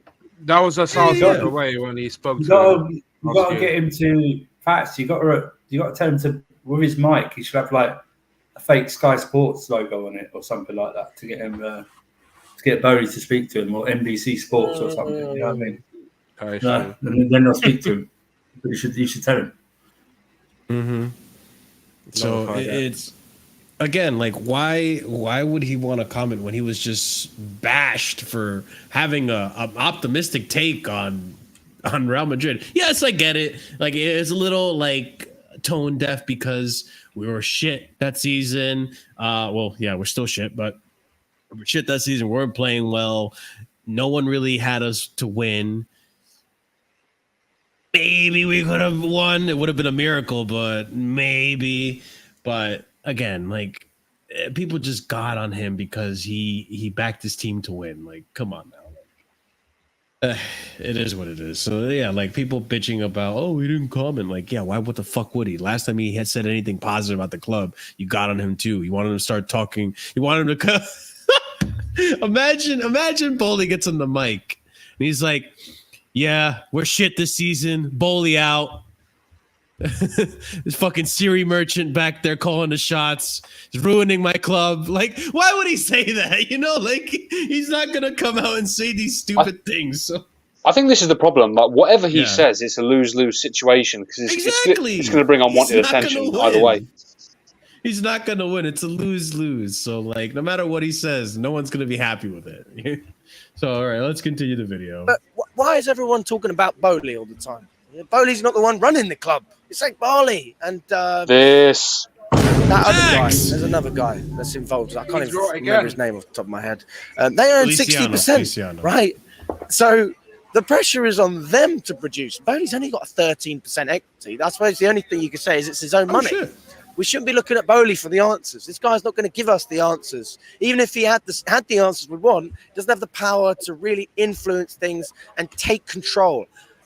This bloody consortium, that's the thing. You've got so many people sitting around the table and you want to make a decision, but you're split. You'll never make that decision. And I think that's why we come across indecisive at times, because it's not just one person making decisions. I know Bali has the overriding vote, but there are other people that can influence that. So, yeah, it'd be interesting to see how we... Again, he's right. Like Bali's the one making the decisions. He's got the overall power, 60% of the ownership, which I didn't know about. And apparently Bowley has 13%. I had no idea about any of this. So this is all news to me. But yeah, like, you know, people bitching at Bowley. I think we need to start changing the way or who we target with our criticisms towards Egbali. Because he's the one that Egbali and Feliciano are the ones that are running the shots, are calling the shots, and we see what's happening on the pitch and everything. Anyone else? I think Oliver, you said something. I think you pointed out that this is another thing we have to do.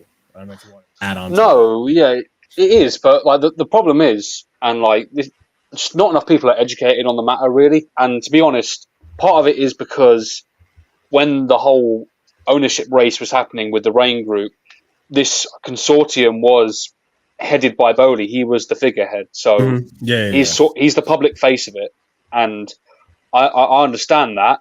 And there are criticisms that you can have of him, particularly last season when he was more of a influential decision maker on the sporting side, but that's changed now. So I don't think it's fair. I agree. And also the fact that when he said that, 60% actually owned by Clear Lake. So you're right in some ways that I said also in the beginning of fan camp that I said that it was Egbali and Feliciano that they're the ones that calling the shots with working alongside with Stewart and also Paul Winstanley in regards to that. Last couple of weeks, I've seen Bowley is in the Oscars red carpet. I've seen him in the F1's race in Bahrain. I've seen him in the Saudi. So it's just kind of like step back and kind of exploring some things. Like I saw the news came out a couple of days ago that he went to Saudi just to have a visit with the former director, Michael Emenalo, who is also used to be a director for a football club that was calling the shots of signing. I heard that too. De Bruyne and selling that, yeah. Yeah, so I think, excuse me, I think we need to start changing this narrative and directing our criticisms away from Bowley and start talking more about Iqbali. And I mean, I know we are here on Casually FC, but I think the overall consensus in the fan base needs to change on that too. I think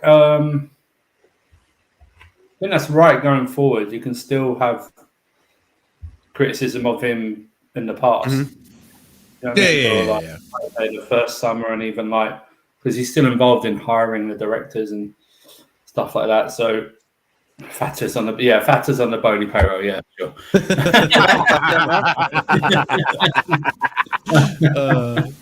Let's have it right. Let's have it right. Wait, hold on. There's a K a week, bro. There you go. Yep. That's the Summer Surfer. Give me 3 weeks to dumb my IQ down into single digits, and then I'll do it. Actually, Fatur, because I did actually, I was when I was looking through some of these videos, I did see that you did an interview with Alex, but you was interrupted by Bowley because you pointed him out. You pointed out exactly. Yeah, he was like, "Oh, that's Bowley, by the way," and Alex was like, "Fuck you, Fatur." Just goes after Bowley. But they were cheering. They were singing a song. Were they singing the a positive song to Bowley, or was it like a negative one? I don't know if you remember. I don't know how many Stellas you were in, but no, he doesn't drink. How many pies was he in? That's what I mean. No pies. No pies. No. I had buttermilk fried chicken. Oh, there we go. He was on the fried chicken high. Sesame. On the freaking the chicken thing. But yeah, what was the reception when you saw him pass by? Was it like a positive reception? When I saw him, it was I think it was a couple of people kind of gagging around him, and then start singing a chant and that. Then I saw him when I saw Bowley there, I was like, Alex, no, Bowley's over there, Alex. Like it was like Matt Dove initially just started singing the song about the Sealy chant, and then just kind of running down. I didn't even get involved or anything. But yeah, I love the dynamics of football fans that when they don't like someone, they'll turn to fuck off. But when they're in 5 feet of them, they'll ask for an autograph for the picture. You know what I mean? Yeah. Wait, I got 20 minutes ago from like 300 feet away. I told you to fuck off. But will you take a picture of me, please? And if they go, no, you bastard. You bastard. That's why I have certain criticism of certain people that, they like to talk a lot of shit, but if they see and they say like, oh, if I ever see them, I'll spit in their face and all this and that. Yeah. And then when it comes to actually seeing them, I really wonder how they're going to react. He's taking full picture, man. Hey, yo. Chill out. All right. Let's continue the video. Let's see if we find something to disagree with. We will finish the season off. We still need to, we need to inject some experience, quality, ready-made experience. I'm reading about Atletico Bilbao, Williams, the younger one. I mean, it's not inspiring at all. Give me a striker. Give me Victor Gyökeres. Give me Osimhen.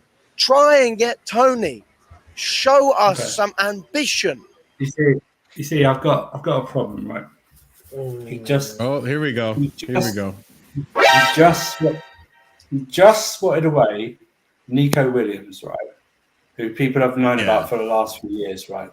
And then his first name he follows up with is Gyökeres, who's having this only season right now. Mm-hmm. You understand my problem with that? It's a little bit of a contrarian.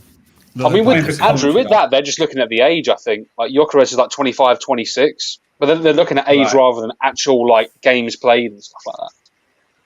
Mm-hmm. No, I'm just saying in the name, just like, this is... I don't I don't know, Alex. I'm only guessing. I don't know if he even watches Gorka. I'm not saying Gorka is a bad player. But what I'm saying is Nico Williams has been talked about for the past 2 or 3 years. You know what I mean? It's just that Atletico Bilbao, you don't negotiate transfers with Bilbao. You have to pay the buyout clause is. It's where we got Kepa from, unfortunately. Oh yeah. So we have to buy. You have to pay like the full amount, whatever the buyout clause is. So wasn't he in the championship for like 2-3 seasons as well? And didn't really Gyökeres was, yeah. Yeah, Gyökeres, yeah. He's He's doing very well. He's doing very well this season. My problem is that. Mil? Well, my problem is that you say bring me a striker and Gyökeres is your first one you bring. It's because he's not flash in the pan. He's just the new toy. Flavor of the week or flavor of the month? Yeah, flavor of the season so far. Do you know what I mean? Oh, true. Yeah. And Osimhen was a flavor of the season last season. Like Gyökeres isn't my first choice, but I wouldn't mind him being on one of the options. Say we don't get Osimhen or Lautaro or Tony or something. You see, Jay, this wasn't a live video; it's recorded. So he could pick any name. He could re-record it and edit it to put any name he wanted there. So he had time to pick any name he wanted first. It wasn't a live thing because they record it. Yeah, it's recorded. So it's recorded. Yeah, he had time. Nico Williams Nico Williams is a fascinating footballer. He looks on paper and what I see from him far more advanced than say Anoni Madueke and Makayo Mudryk. Looks more advanced than them already. So no, it's not. It's a fan cam, but it's not. It wasn't live when he did it. So what I'm saying is that he had plenty of time to think. He could have edited it and put another name. Yeah, he could have recorded it again. Stuff. Yeah, but again, JP, like you can think on the spot, but you can still record it and edit it and post and adjust. That's the point. That I would like to file on those allegations that is not true, by the way, on that last comment over there. No, that is true. That is true. The first of the quote comment, that was not true, but the second comment, yeah, it was right.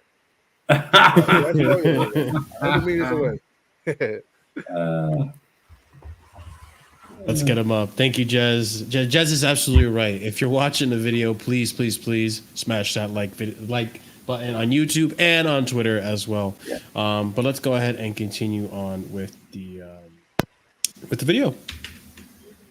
Because I will back this team. I am backing this team. But if the ownership don't make some serious moves that makes it clear to the fans what they're looking for, then we are going to think you are taking the piss.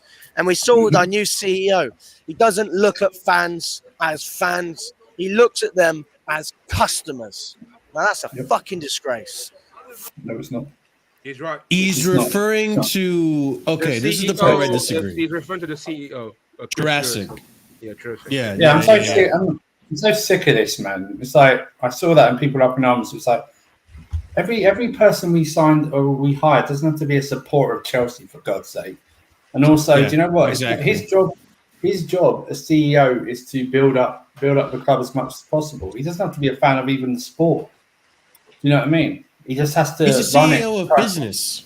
CEO of business, for Christ's sake. You know what I mean? Yeah. Like his job is totally separate from the performances on the pitch. They are influenced by the performance on the pitch, right? Because the better we do, the better the sponsorship deals and stuff. But as far as I'm aware, he's the one that's in charge of getting us our sponsorship, making the deals go through the line. I mean, if Oman he runs it all. He has the final say. He has the final say. You know what I mean? I'm running how the business runs. How we run who is sponsored by. They all see customers. They all see. Let me ask you a question. Let me ask everyone a question. We're chatting here. When someone pays for a season ticket, do you think the board care how long you've been a Chelsea fan for, or why you want? You're proper Chelsea. Why you want to? Yeah, they don't care. They don't care. Yeah, you could decide to support Chelsea as a joke, and they don't care. They're taking your money. They don't care as long as it's sold. They don't care, and that's all clubs, bro. That's all clubs. Don't let any other fan base fool you about. Oh, our board love us more. They see us as no. All about the dollar. All about the zeros at the end. You know, don't let anyone fool you. Exactly. Yeah. So this is where I have to disagree. Like, yeah, I get it. It doesn't look nice on paper. It doesn't feel nice. It's not lovely-dovely like you would want it to feel from a fan's point of view. But from a point of view of like a business, which again, whether you like it or not, whether you disagree or agree with how it's run, even for Roman, Chelsea was a business. Actually, let me rewind that. For Roman loved Chelsea, right? But the initial reason he got Chelsea was as an asset. It is an asset to him.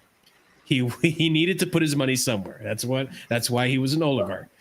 But this is it, and this is where if Chelsea if Chelsea were to win something, would you immediately on top of your list want to celebrate with a CEO or anyone on that board? No. So what do you care? What they see you as? You're a customer, you're a fan, you're paying for something. Whether they deem you as a fan or a customer, it doesn't matter. You shouldn't care what they see you as long as we are doing something right on the pitch. Who cares? You know what I mean? Who cares? The thing for me is though, like even exactly if you on the point here. The thing for me though, like even if you do care about it, if you want to be seen more as more of a customer, then this goes to many people at the game. You know, you've got to make the atmosphere better because you just a lot of people are just sitting on their hands. The fans need to come together to make that better. You know, Fats was messaging me during the match because I was like tweeting out stuff and he was messaging me, and that atmosphere, good lord, on Monday. That Matthew Harding stand's been becoming a problem. I did say to Andrew, it has been becoming a problem for a while. That Matthew Harding stand used to be the loudest stand, but now, good lord. Yeah, we used to be in a away end as well, didn't it? 20 years ago. Oh yeah. No, you're right. Used to be away. What are you saying, Ahmed? You were there. You were there two Leeds. You were there for Leeds. You were against Leeds. Bro, I was there against Leeds. To be fair, with Ahmed was sitting behind the dugout area. No, I was near the end. I was near Ahmed, one of them rich boys. Oh, okay. You're sitting in premier seats.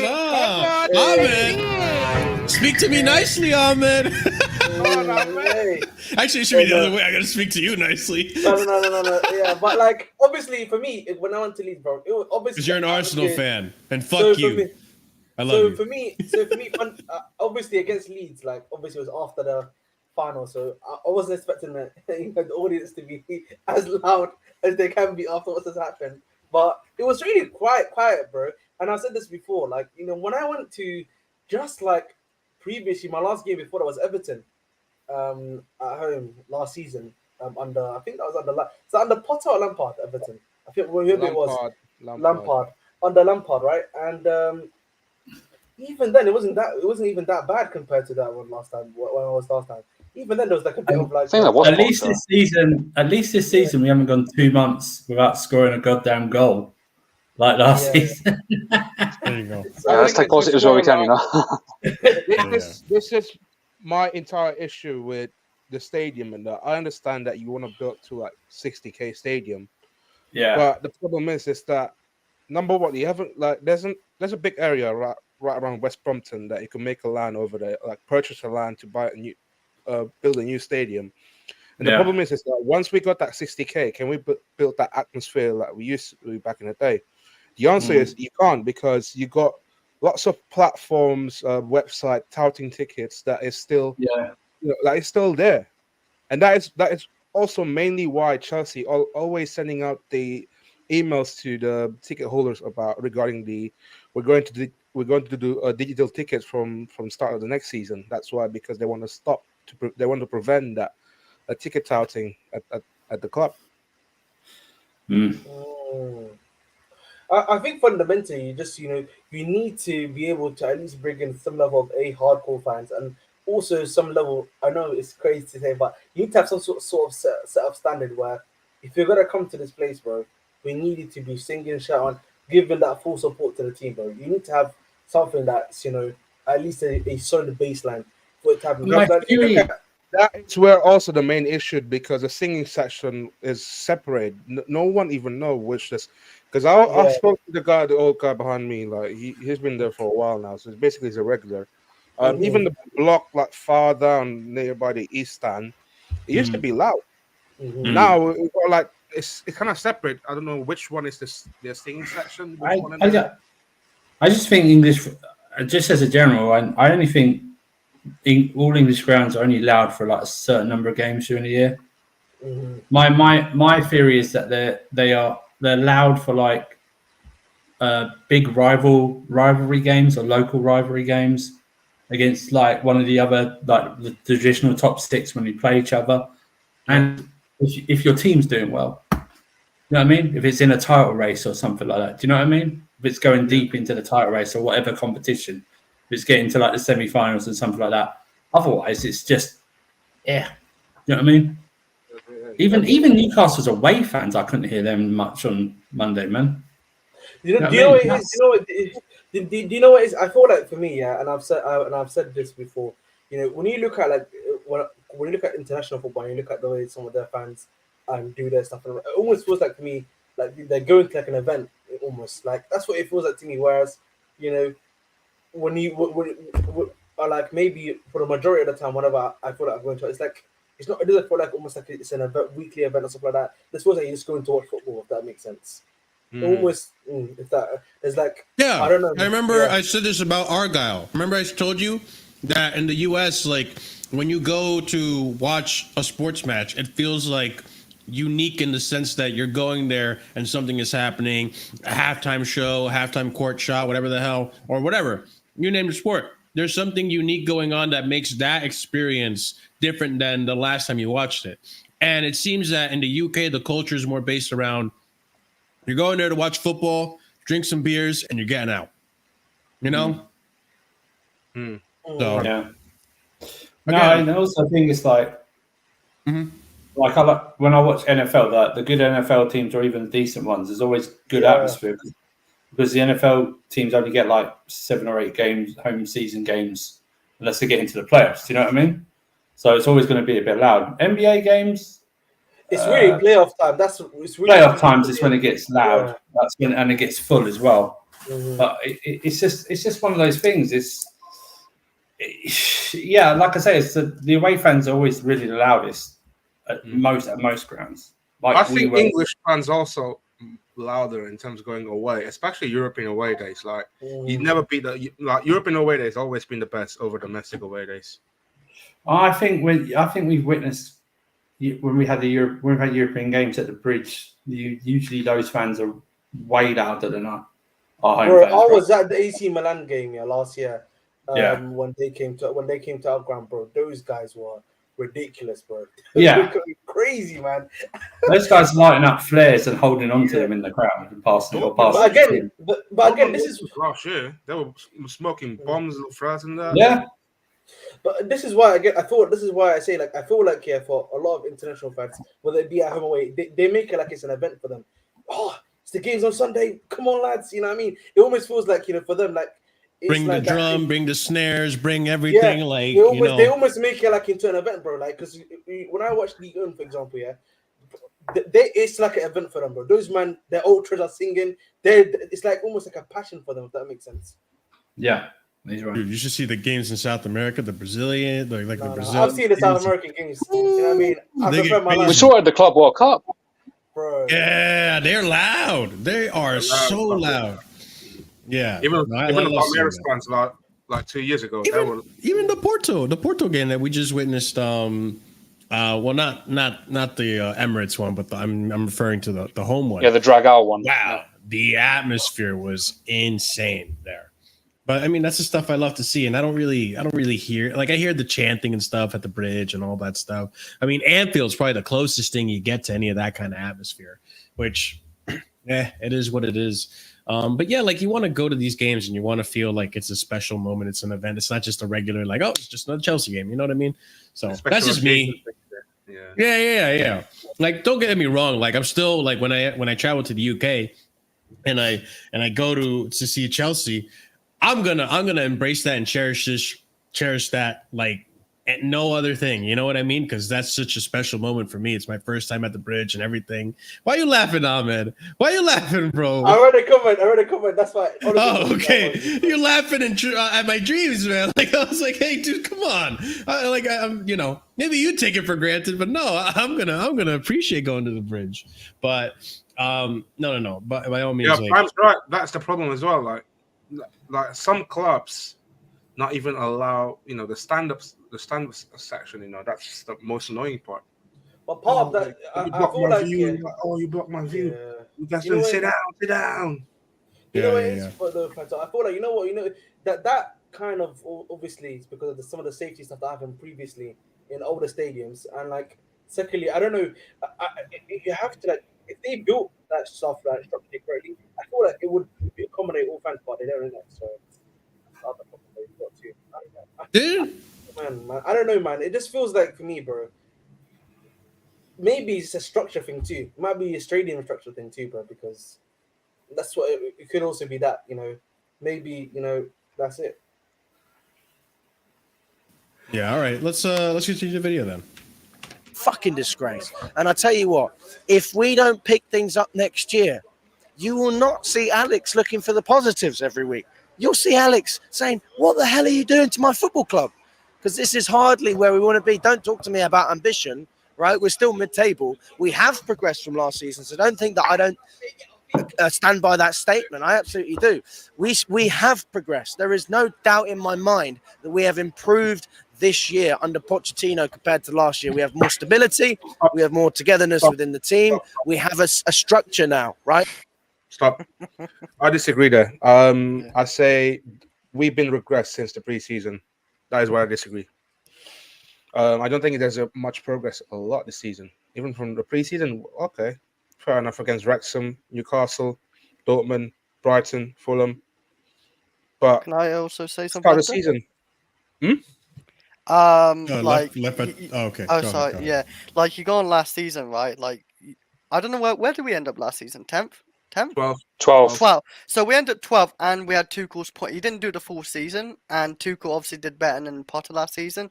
So we could have ended up worse, like if we didn't actually have Tuchel's points. So I thought, we could end up like 14th or so. So yeah, like Potter as well. With Potter, I think he had a lot worse team, like as well. So it's hard to say because we had Kai Havertz, Mason Mount, and players like Deadwood. So it's I think Poch does have the better team. So I think if Potter had this team, we might have done better. Still, we might have, but they're both bad managers. So I don't really, I don't really give a shit about both managers. They can both gone.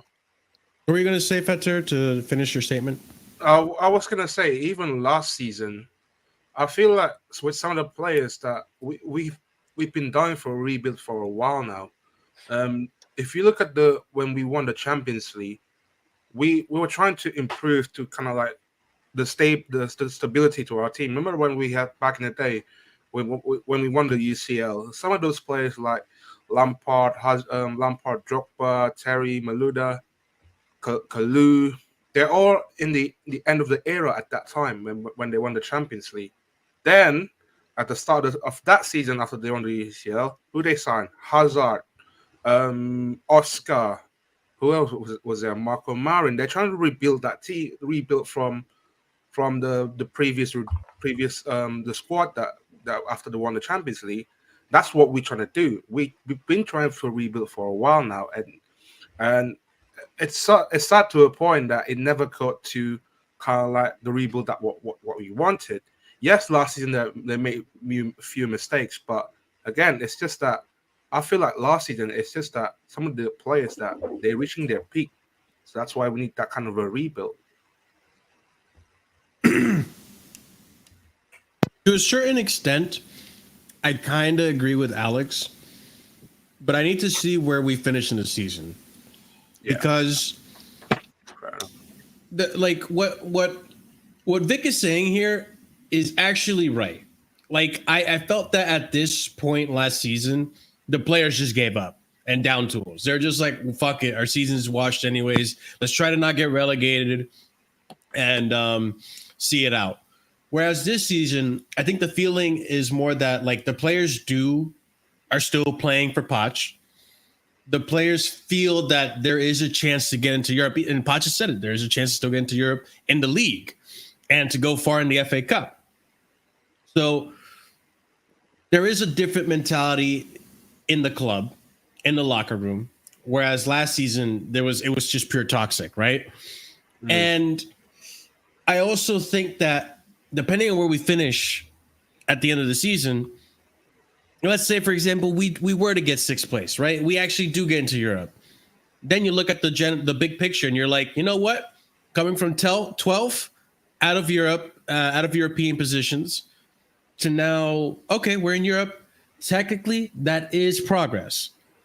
Did I like the journey there? Fuck no, I didn't. You know what I mean? Like, I hated the journey, every part of it. Pochettino had me raging so often. But he has taken this club a little bit better. Should it have been a lot better? I think so. Would have, in my opinion, would have another manager have come in and been a clear cut, like, this is definitely progress? Yeah, I think so. But technically, he's not wrong. But all in all, we'll have to revisit this at the end of the season. We have 10 more games left and see where it is. You know what we're saying? That's the thing. Like, you've got to.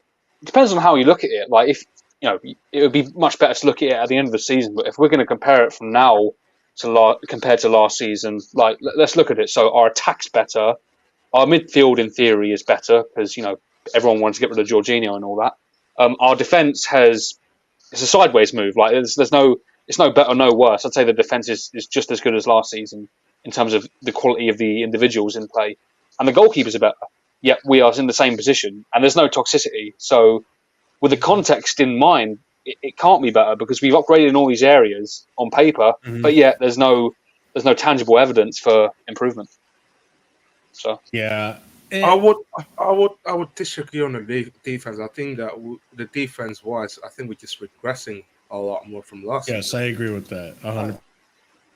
Oh, you mean? You see, I'm talking about the individual player, the quality of the players, though. I think these problems are down to Pochettino's setup. I think that's what's causing our terrible defense. Personally, I think fundamentally, the issue is that we have players with higher potential that we keep on seeing glimpses of. There's some that are actually doing a pretty good job. I'd say, whether it be Palmer, whether it be Jackson, in my opinion, Gusto, and there are some where we saw that potential last season, but it hasn't necessarily carried over, and it looks like they're declining, which is kind of like weird. And I think for me, fundamentally, we spoke about this before, a big issue for us has always been the system. Like, we see that a lot of the time, the system is not complementing a lot of these players. Now, we can all, as I would say, we can criticize the players for their performances, but at some point we have to argue that the players' performance may not be good, but are they being set up for failure? They are being set up for failure too. So, hey, 8 more likes to 40, man. Get us up the likes, man. Fuck, you bozo.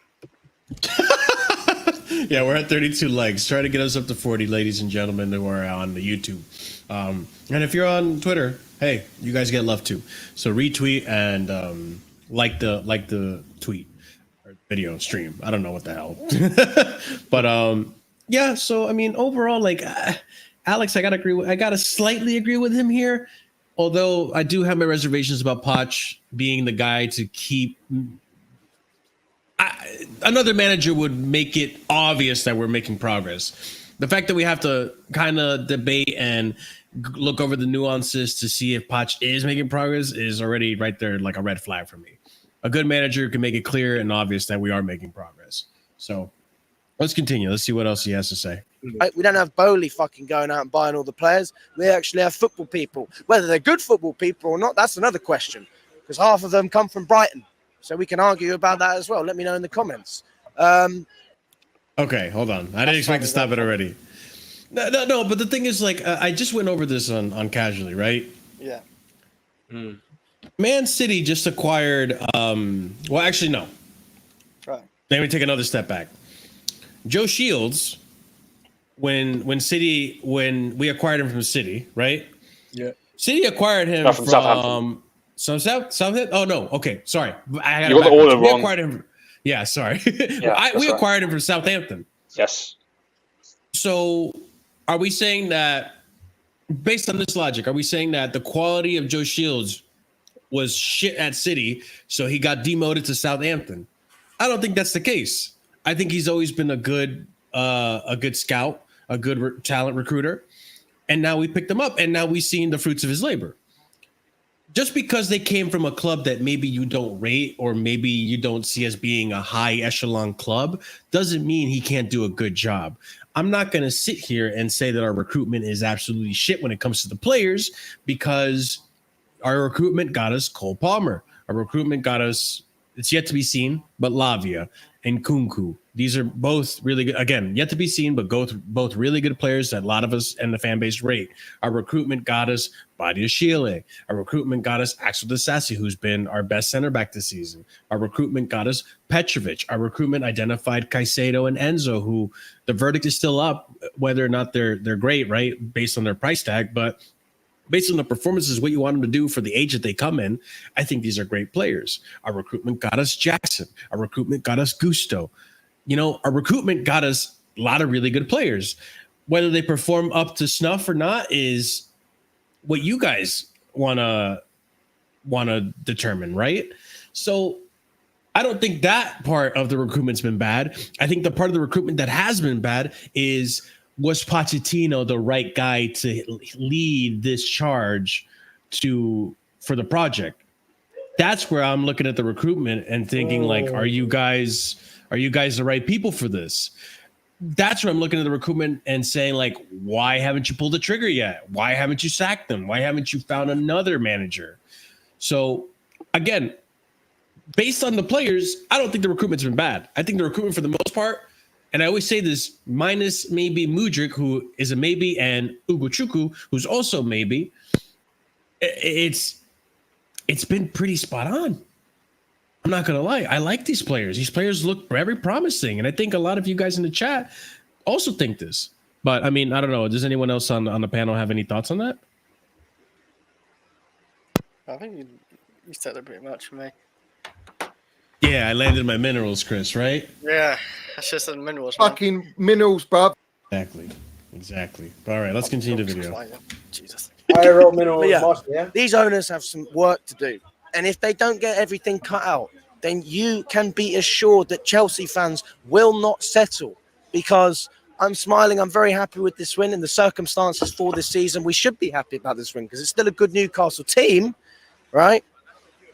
But, yeah, we need to make some moves in the window.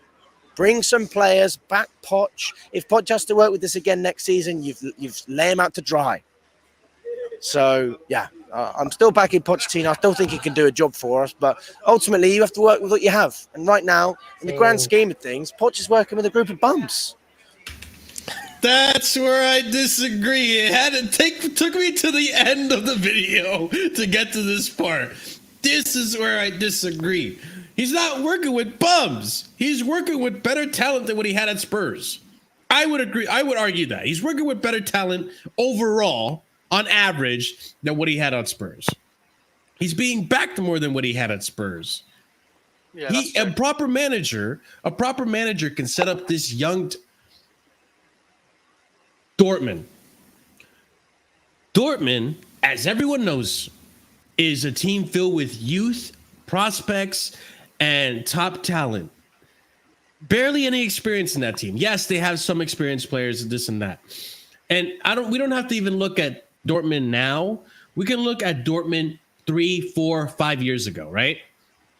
Dortmund's always been that club that, recruits talent and gets them to be where they are, right? And that's where people pick out their talent. That's where Erling Haaland came from. That's where Jadon Sancho came out of, so on and so forth, right? Yet they still managed to get a manager who's competent enough to put him in a league and have somewhat of a competition between them and Bayern. So you're not going to sit here and tell me that a proper manager can't take a club of youth players and do something with them. Because if Dortmund can do it consistently, league it year in, year out, season in and season out, Chelsea should be able to get something going with the young kids. But yes, I get it.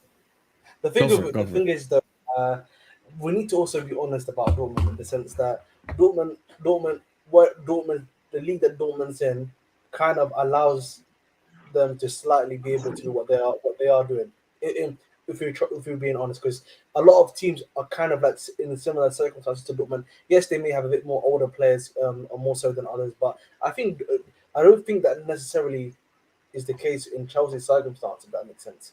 But I feel like the league fundamentally is a lot more extremely a lot more top heavy. If that makes sense, particularly like the top 10 teams. No, I get that, and I do understand that. But again, like when you look at the consistency, even at Dortmund in the league that they're in, they were always consistently in the top 4. Yeah, like, but again, you're not including the circumstances as to why that is. Like, we can say Dortmund's a good team, and that is definitely true. It's also, we need to also be honest in the sense that also the league they're in and some of the teams that they are facing as well, also allows that to be the case as well compared to because we can't do that in the Premier League more so. But Ahmed, this is where I'm like I agree with what you're saying. Like, if we were to take Dortmund or that idea of Dortmund and apply it to the Premier League, I could see Chelsea being 8th, 6th place because the teams above them are very, very competitive. But the same way Dortmund should be beating not Strasbourg, I'm sorry, wrong fucking country.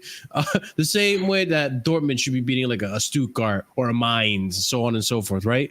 It's the same way that Chelsea should be beating a Brentford. Chelsea should be beating a Luton, Nottingham Forest. You see what I'm trying to get at? So there are still teams in this league that are very beatable despite your youth and the average age of the team. So there's no reason why we shouldn't be competing with a proper manager. No, sorry, I've just joined in.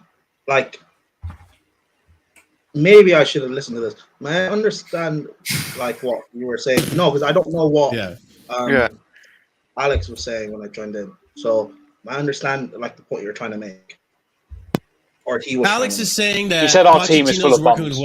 Exactly. Yeah. Alex is saying that Pochettino's working with what he has, and what he has is a bunch of bums.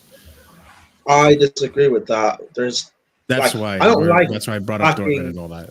Yeah, I don't like completely backing and trusting in youth because they can be inconsistent when you're trying to actually compete and win things.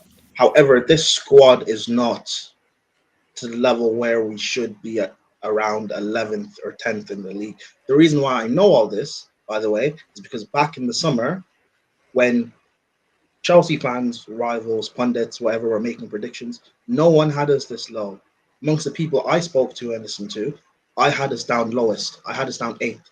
And Chelsea fans were trying to chew my head off by saying that how can you think the squad is this bad? We're not going to be 8th. We'll be much higher. So I don't get how people can have so much hope when the season started and now want to flip-flop and try and disregard and disrespect this squad. Players that you all wanted, by the way. You guys were happy when we spent 100 million on Enzo. You were happy when we wasted 100 on Caicedo. You were calling Jackson the next drug, but you were happy on these players. You were happy on Mudryk. So you can't now flip-flop and cry about the squad. Yes, has injuries been a bit of a problem for us, in theory, but the only injury we've had that I think has been a miss has been in Cuckoo, in my personal opinion. We can talk about Reece James, yes, but we've got Gusto there. I don't think that's that much of a miss. Lavia's only played a season in the Premier League, and in my opinion, he didn't even look that great last season, so we can't say he'd come in and make that much of a difference.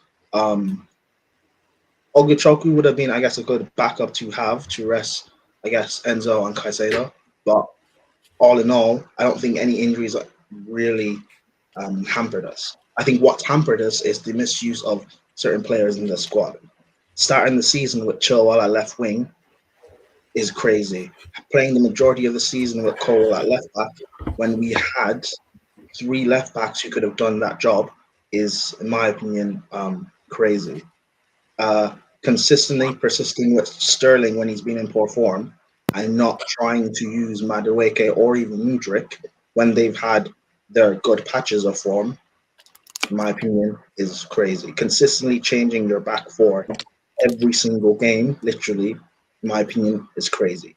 Overusing Conor Gallagher, in my opinion, is crazy. So we can talk about the inexperience of the squad, but if we had a better manager that was using the squad properly, we would not be this low on the table. Again, our squad is not worse than Villa. It's not worse than Spurs. It's not worse than Man United. It's not worse than Brighton. We should not be where we are. Where we are is because of Poch. And if we were higher up in the table, if we were competing for top 6, all this focus on Bowley and Bali and the board and the recruitment, no one would be talking about it. If we were doing what we were supposed to be, if Poch was doing what he was supposed to be doing, and we were meeting our objectives this season, there would not be this magnifying glass on everything that's going around Chelsea. It's because we are so bad on the field that everything needs to be hyper focused on. Says the man who wants Potter, by the way. What? Not you, Prime. Not you, Mr. CP. Okay. No, Curry P wants Potter for Man United. He's doing that for agenda. No. But yeah, Listen, I'm telling you, man. Sorry. Sorry. Go on. Sorry. Big sorry to the bridge, man. Big sorry to the bridge. Hey, he's Nah, man, resigned. bring terrorists, man. The king of dark man. Come on. The real Argentina. The real Argentina. Maybe you can take their question marks on Win Stanley, I guess. I don't know. But Joe Shields, I think he's very good at recruitment. I think the talent that he has brought into the club this summer and what he has done in his previous roles, it speaks for itself. Was he not the one that brought in Paul Palmer? Yes, he was the one that found Lavia at Man City and brought Lavia to Southampton, and everyone loves Lavia because he's the supposed amazing talent. So I think people should just relax. Again, if we're doing better in the league, then no one will complain. This stockpiling of young talent, we did this on the Roman, but no one complained, no one cried because, when our young talent left under Jose, no one spoke about it at that time because we won the league in 2015. We won the league in 2017. When we won the Champions League, no one cried about us stockpiling and selling talent. Who cares? Just do better on the field, and everything else will be fine. That's my thing. I don't care about everything else in the background because I don't think the whoever who's truly in charge, whether it's Bowley or Bali, I don't think they're doing that bad of a job. I just think it's because on the field, which is the manager, getting the right manager is the big problem for me. Get the right manager, get me a director of football, and everything else. Yeah, this is the thing that, like Prime said, if Joe Shields was doing the recruitment, then what's the whole point of hiring Winstanley and Stewart in the first place? They can't do the job. I think Joe Shields is his speciality because he was from Manchester City's youth recruitment, in their academy. So his speciality is going for those kind of ones. So maybe your Kendry Pyers is, for example, I think. And he knew Cole Palmer from City as well. He knew how much of a talent Cole Palmer is. And when he maybe saw that, Cole Palmer's for 45 million, maybe that could be a snip. And it turned out to be so. Yeah. I think when Stanley and Stewart have more responsibilities than just, building the team and the manager and picking the manager.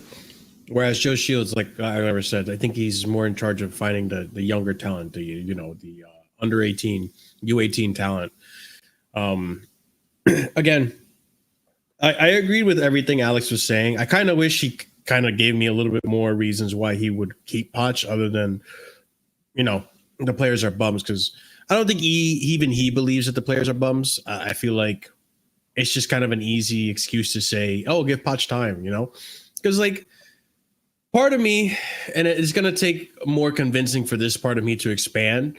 Part of me thinks that maybe Poch can turn it around if he keeps up the consistency. Because I saw Prime back away. Because you look at I saw Prime back away as soon as I said that, in shock horror. But if you look at the past 5 games, we've won 3 of them and drawn 2. It doesn't look that bad.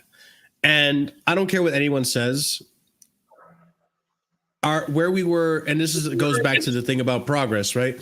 Where we were last year versus where we are now, we're better as a team. Like our results are better. So like I'm not going to compare this to Potter, for example. I think Potter did worse in his time than Poch.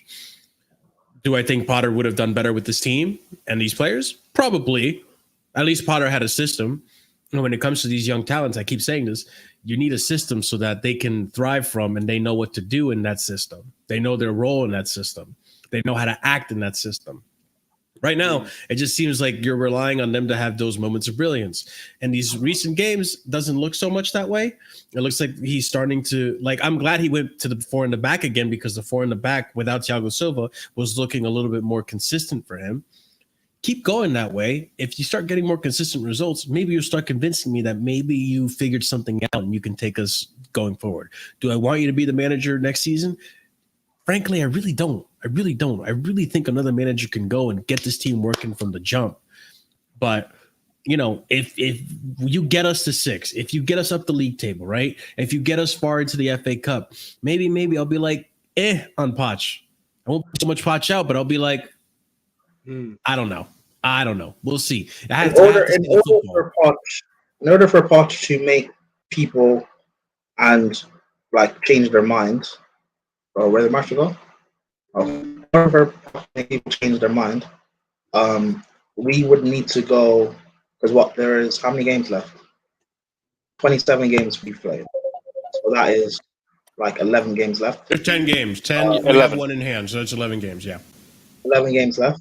Yeah, he would need to win his 11 games and win the FA Cup. For me personally, to change my mind. Well, I'm not even saying that would change my mind, to be fair, but that would contemplate me changing my mind. You need to do something to actually impress. It's not just the bare minimum. You need to go unbeaten and win that FA Cup if you want to keep your job. For me, I'm not going to be as harsh, even though I don't like the guy. For me, it has to be like, okay, show me that you've at least figured something out and that you're going to start taking this, because this whole season. Why is that hard? Harsh because you're expecting him to go on to win 11 games from here win to 11 the end of the games, season. and if you want to keep your job, yes, because there are better options out there. That's how bad it's been, though, Marshall. You're balancing a lot of bad. Now we want a lot of good to balance it. And Marshall, remember, right? He's not going to beat Arsenal. He's not going to beat Spurs. No, but Marshall, that's my point. Though. Hey, you never know. That's why we want him out. Marshall, we need to get Europe. And if we win our game in hand, we jump to 7th. Or we win FA Cup. No, Marshall.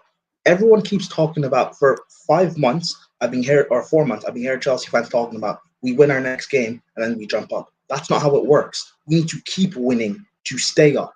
And that's my point of going your 11 games. Okay, mate, 11 is harsh. 11 games left. Win 9. Win 9 games. Yeah, maybe. If he wins 9, because where we are now, we're 11th. If you win 9 of your next 11 games, that could get you maybe 7th. Do that. Yeah. Get 7th and win the FA Cup. Oh shit! That's not hard. 9 family games left. But the reason, Chris, where have you been?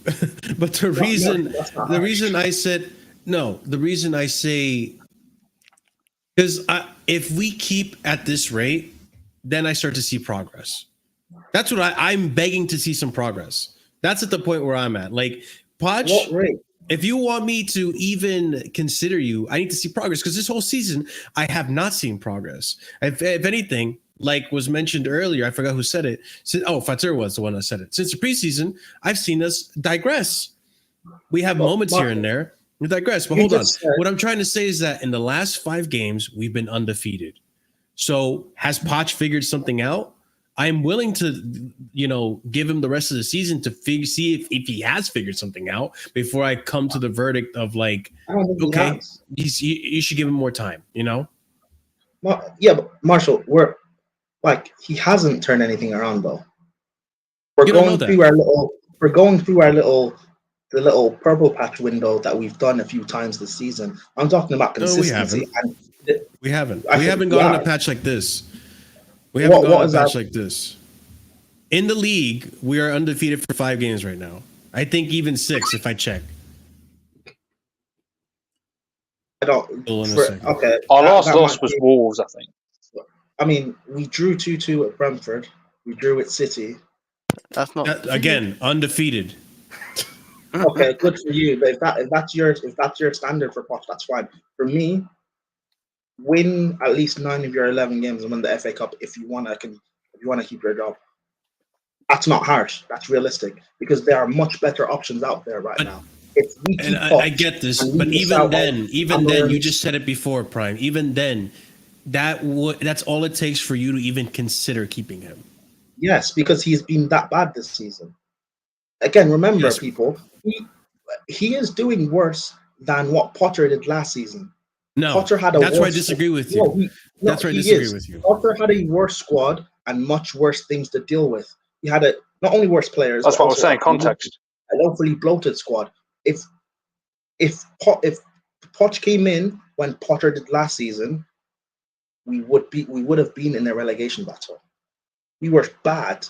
Like people don't know how bad we are with Poch. There's so many games this season where if we didn't have Cole Palmer or Jackson, we would be in massive trouble. If we had Havertz up top and Havertz with Sterling up top this season, how bad do you think we'd be? Oh, pretty shit, season. Probably.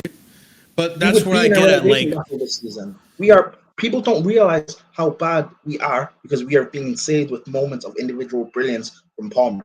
People don't realize how bad we are. Poch can, under no circumstances, keep his job. That's why, for me, I keep saying, go 9 games, win 9 games, and get the FA Cup. You need to do something extraordinary to consider keeping your job because there are vastly superior managers out there. Amorim, Sarri, Simeone, Spalletti, Inzaghi. They're superior managers out. Even Mourinho's better than him, and people don't want us to bring back Mourinho. Tuchel's better. People don't want us to bring back Tuchel. So why should Poch even consider keeping his job? I get that. I agree with you. The only thing I disagree with you is that Potter was better at this point, or Potter was better than Poch at this point in the season. Context, right, Oliver? Last season, at this point, we were fighting to avoid relegation. Now at this point in the season, we are trying to make Europe. We're fighting to get into Europe. I understand, but even with the players that Potter had, there's no reason why that team should be fighting relegation. Because of the players we complained so much about Havertz last season. We complained about we didn't have Gusto last season. We had Reece who was injured, and we had to use Aspie and Chalobah at right back. Regardless, it's not a relegation fighting team. What was our midfield was Kante, who was injured. Jorginho left in January to Arsenal. Like, people don't realize how bad. People don't realize how bad things were. I'm not defending Potter. I didn't want him. Like, I know, but I feel like you're discrediting the amount of damage that Potter did. I'm not discrediting the amount of damage he did, but I'm realizing that he had a lot to do. That Champions League group, by the way, where we almost didn't make it out, we would not have made it out with Poch. The round of 16 where we faced Dortmund in the first leg, we lost 1-0. Second leg, Potter pulled it around and we got out. If that was Poch, we don't come back and win that second leg. People don't realize how bad things were. How the squad, we were complaining every week about our players. The squad was so bad. It was so bloated. If Potter had this squad, we would be doing better. I'm not defending Potter. I've never rated him as a manager. I've never rated him, but I've also never rated Poch. Poch is not good enough for Chelsea. Marshall, Oliver, go ahead. This guy. Marshall, if I can answer you about the relegation thing, I don't think relegation was a concern under Graham Potter. I think it was a concern under Frank Lampard. Thank you. Yeah, that's when my concern started. It did not start under Graham Potter. I disagree with that as well. We only won 1 out of 12 games under Lampard. We were closing in on relegation. We were hoping that Graham Lampard could get us out of it. No. Well, that was smart, wasn't it? Yeah, I know. It was really dumb. And part of why Potter stayed as long as he did was because he pulled it around against Dortmund. Remember that little period we Yes. went on before the second leg? Yes. Because he Got was three about on to the get bounce, sacked. I remember, yeah. Yeah, and then he pulled it around, and that's why they kept him a little bit longer. But again, I come back to the same point. Yes, he had a bloated squad. Potter did. All right, that's I agree with you. That's 100% on the managers, on not the managers. I'm sorry, on the ownership.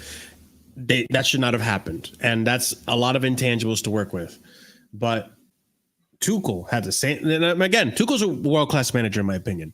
Tuchel managed to keep us above a certain level, regardless, even with these players, and not have to get close to the relegation zone.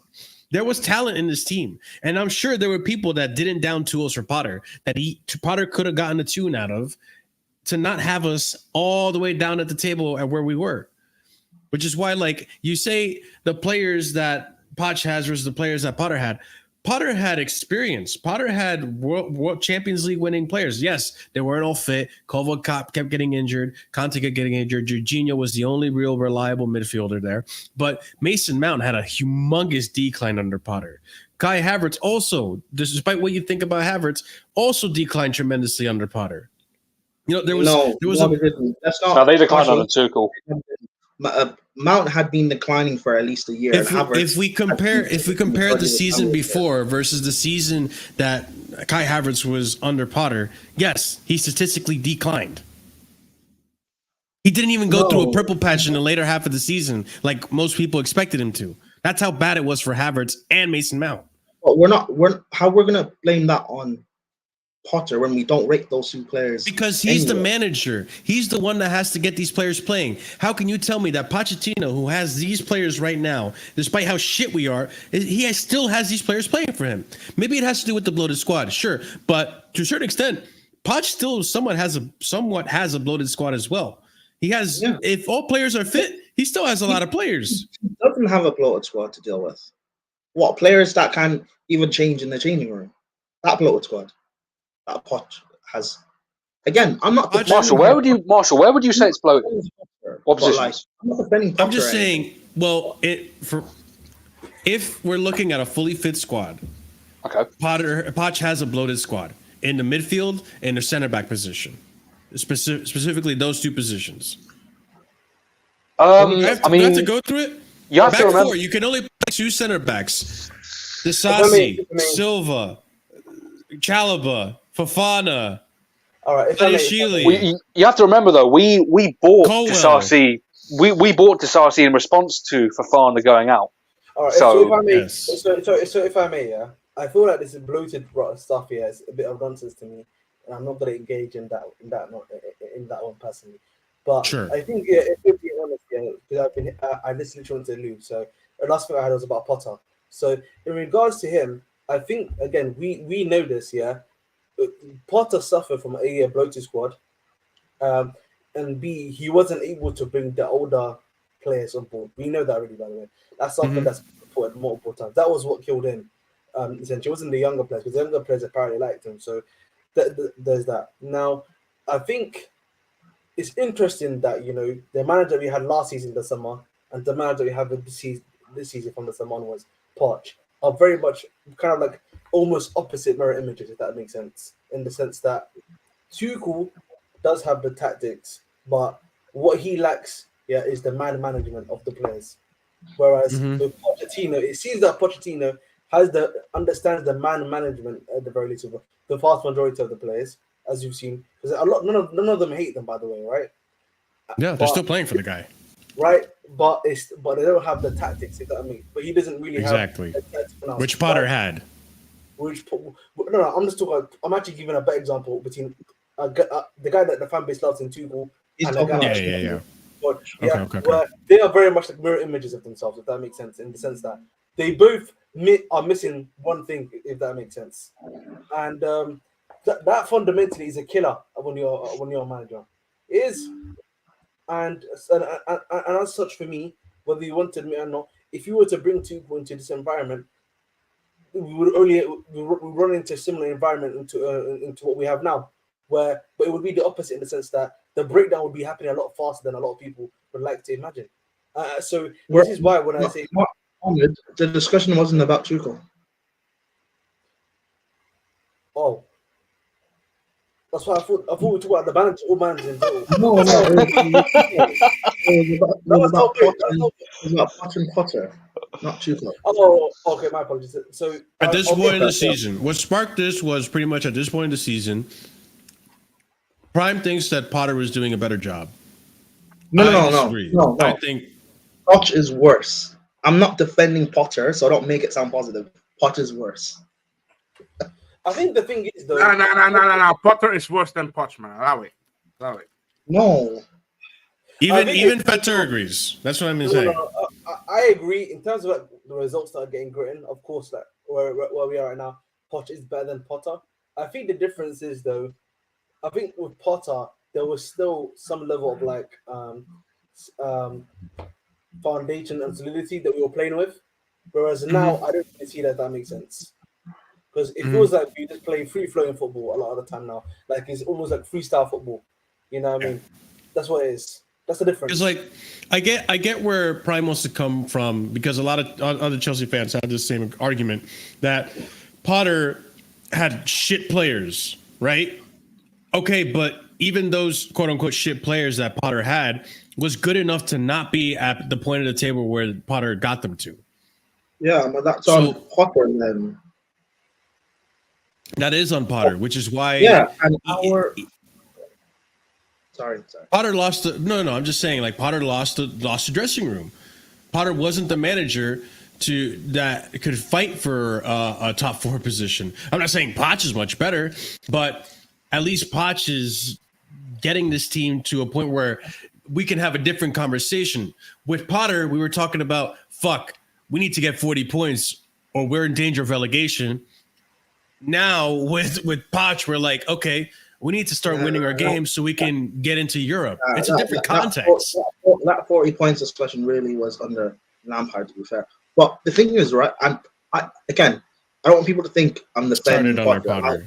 I never liked this, even when he was at Brighton. When people were gassing him up, I kept saying this guy's a bomb. It's not good. However, for people to compare it and say Poch is doing a better job when he has a better squad, he has a vastly superior attack. Cole Palmer is pulling up Juan Mata debut season numbers, world-class numbers.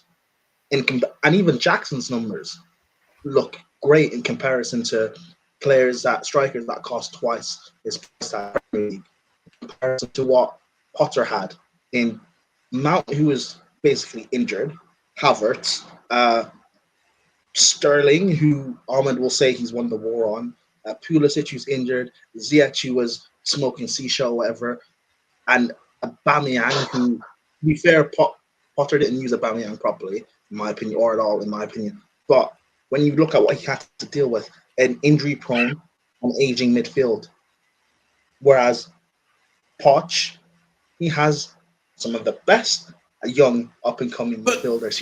Again, this is where you do. This is what you do, Prime. Hold on. This is what you do, man. You do rules for thee, but not for me. Like what Jess said right here. To be fair, though, I think Potter had a younger squad like that. It would have been easier for him to get them to listen. Yeah, he had a lot of experienced players last season. Poch wants experienced players, so he has the complete opposite problem. It cancels itself out. It's the same problem, but a different spectrum. No, because Poch wants experienced players because he's not coaching and he thinks having experience will bail him out.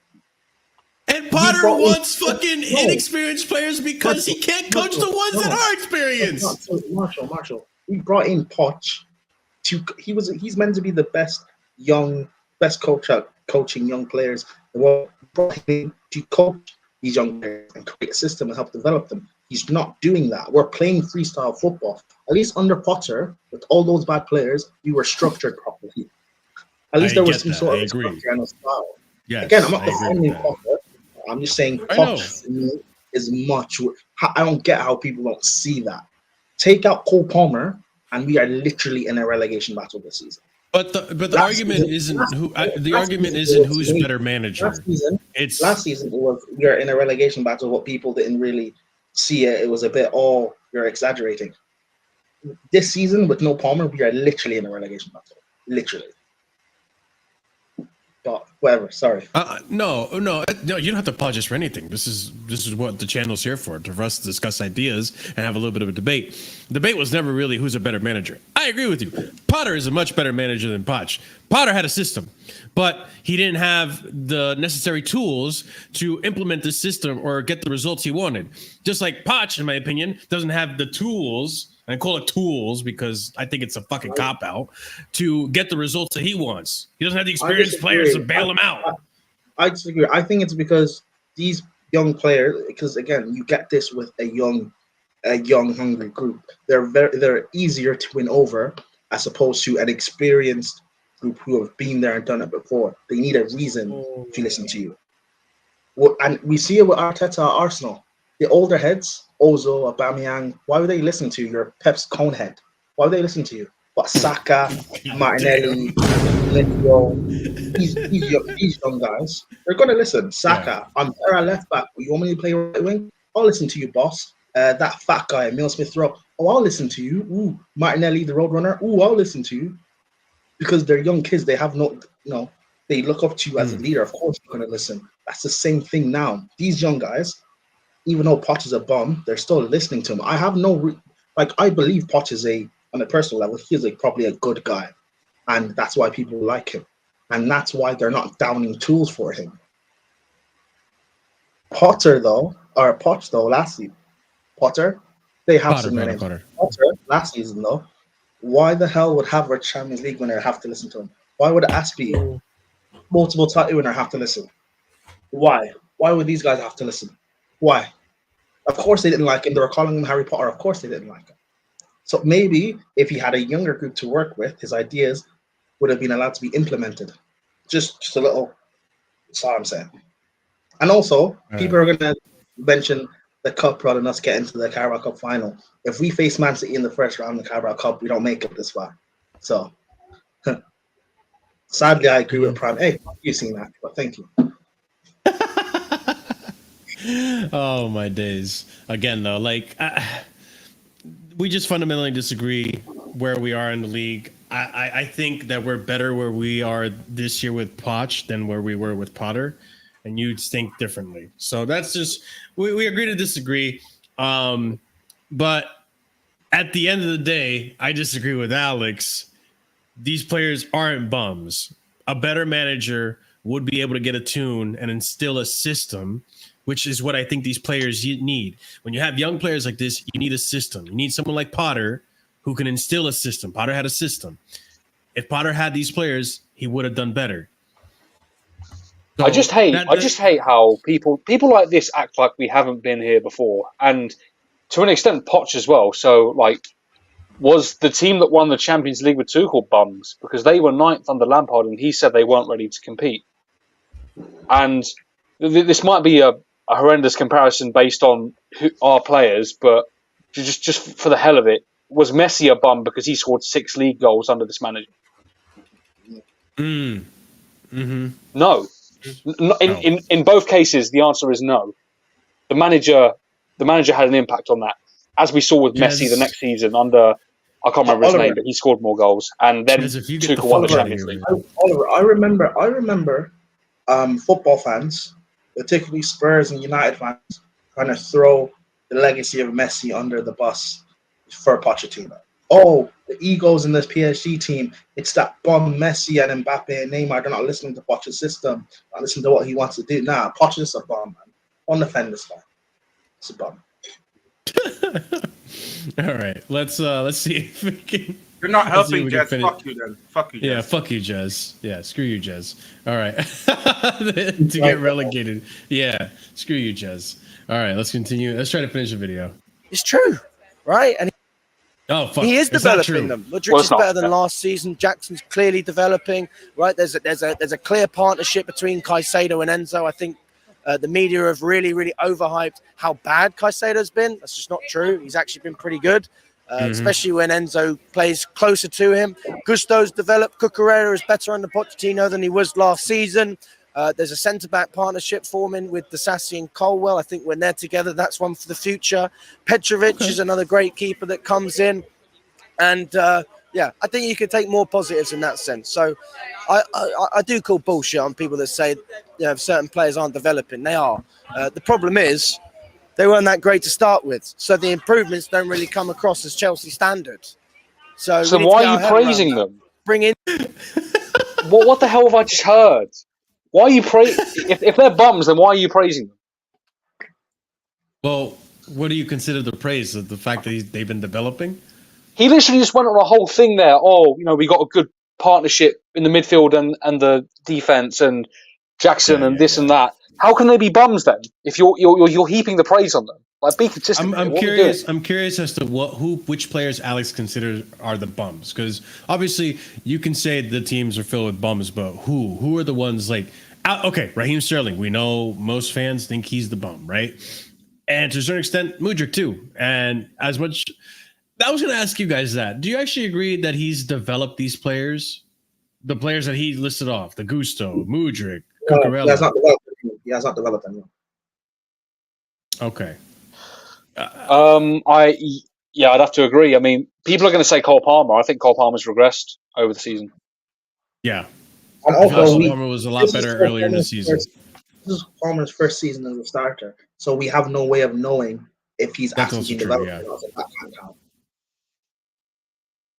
As well, like the Cucurella one was a stretch, by the way.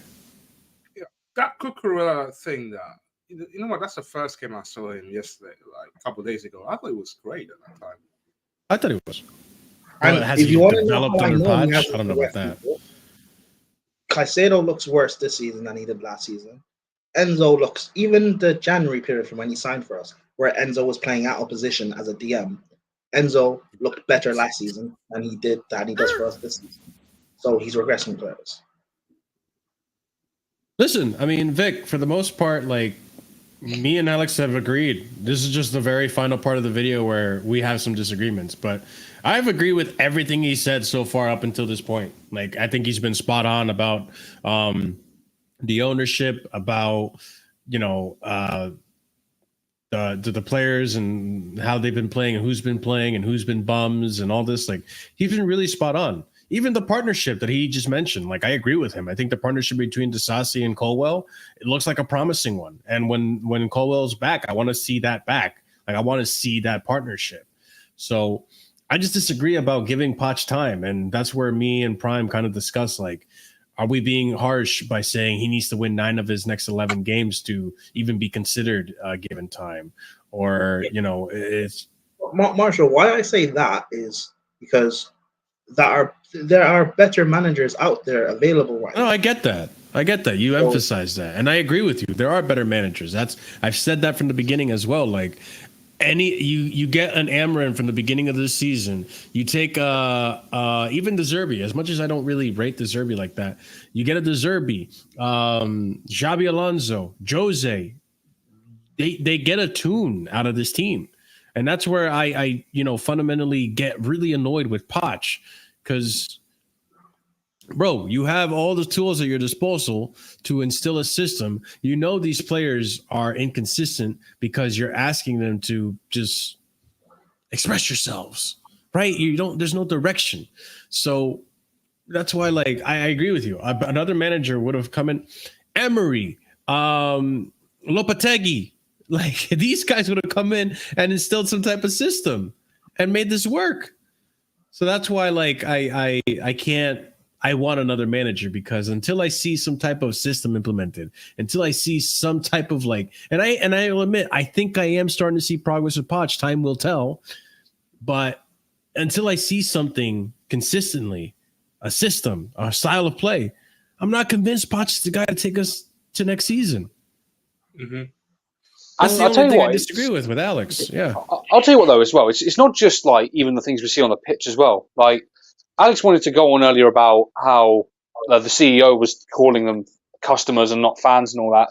Why don't we talk about Pochettino directly attacking our fans and saying, you won't love another manager after me, and all that's unprofessional. Yeah. And it's disrespectful. There's things like that as well. People need to take a lot more offense to that, because we have loved managers in the past, and it's just absolute ridiculous things to say, to be honest. It's like he's out of touch. He doesn't know the Chelsea history. Like, at least Tuchel, when he came into this club, he almost came in like a fan of Chelsea. You know what I mean? He sold me that he was a Chelsea fan. He knew the history of the club. He knew the culture. Tuchel is the perfect example, because people want to talk about Poch coming in with a negative disposition. Oh, you're an ex-Spurs manager. Thomas Tuchel replaced Frank Lampard. And a lot of people weren't happy about that. Yeah. 100%. But he won us over with results, with tactics, with trophies, with talking sense. You know, it's not that difficult, man, honestly. And again, and I'm sure Alex has said this, most Chelsea fans say this. If you want to buy time at Chelsea, you need to get results. We don't just give you time. You need to get results. The moment you stop getting results, this is what the Chelsea culture is all about. The moment you start getting results is when you start to get the backing of the fan base. That's when Roman would give you time. You know, Tuchel earned the contract extension that he got. It wasn't just given to him. Oh, so speaking of Chelsea fans are like, you know, even though maybe some may be a bit divided, for the most part, people are seeming to still back Poch, and you know he's getting an easy ride. You know, no death threats or anything. No one swearing at him. People were giving Potter's family abuse. He was getting death threats. So you know, having to coach through all of that, you know, so is all I'm saying. Potter is getting, and I'm not saying Poch should get any of it. Maybe low-key. But I'm not saying Poch should get any of that, but like he's getting a very, very easy ride compared to other Chelsea managers, and then have done a lot more good for this club, but being treated a lot worse. Sarri, look how he was treated. Look how Rafa Benitez was treated. Even AVB, look how these guys were treated.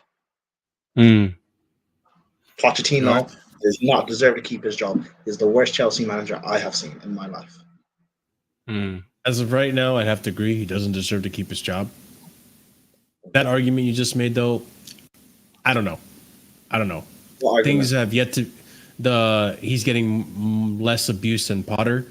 Things we will have to see. I mean, Petter, was the atmosphere last year versus the atmosphere this year worse for Potter than for Poch, or is it just about the same?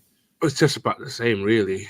That's what I feel like it's the same. Is he getting death threats sent to him and his family? I mean, Prime, the thing with that is like we don't know that until Poch makes it public. Law comes out, you know. Potter said that in a press conference that he was getting abused. Like whether Poch is or not, the fact is we won't know for more certain unless we hear it from his own mouth. You know.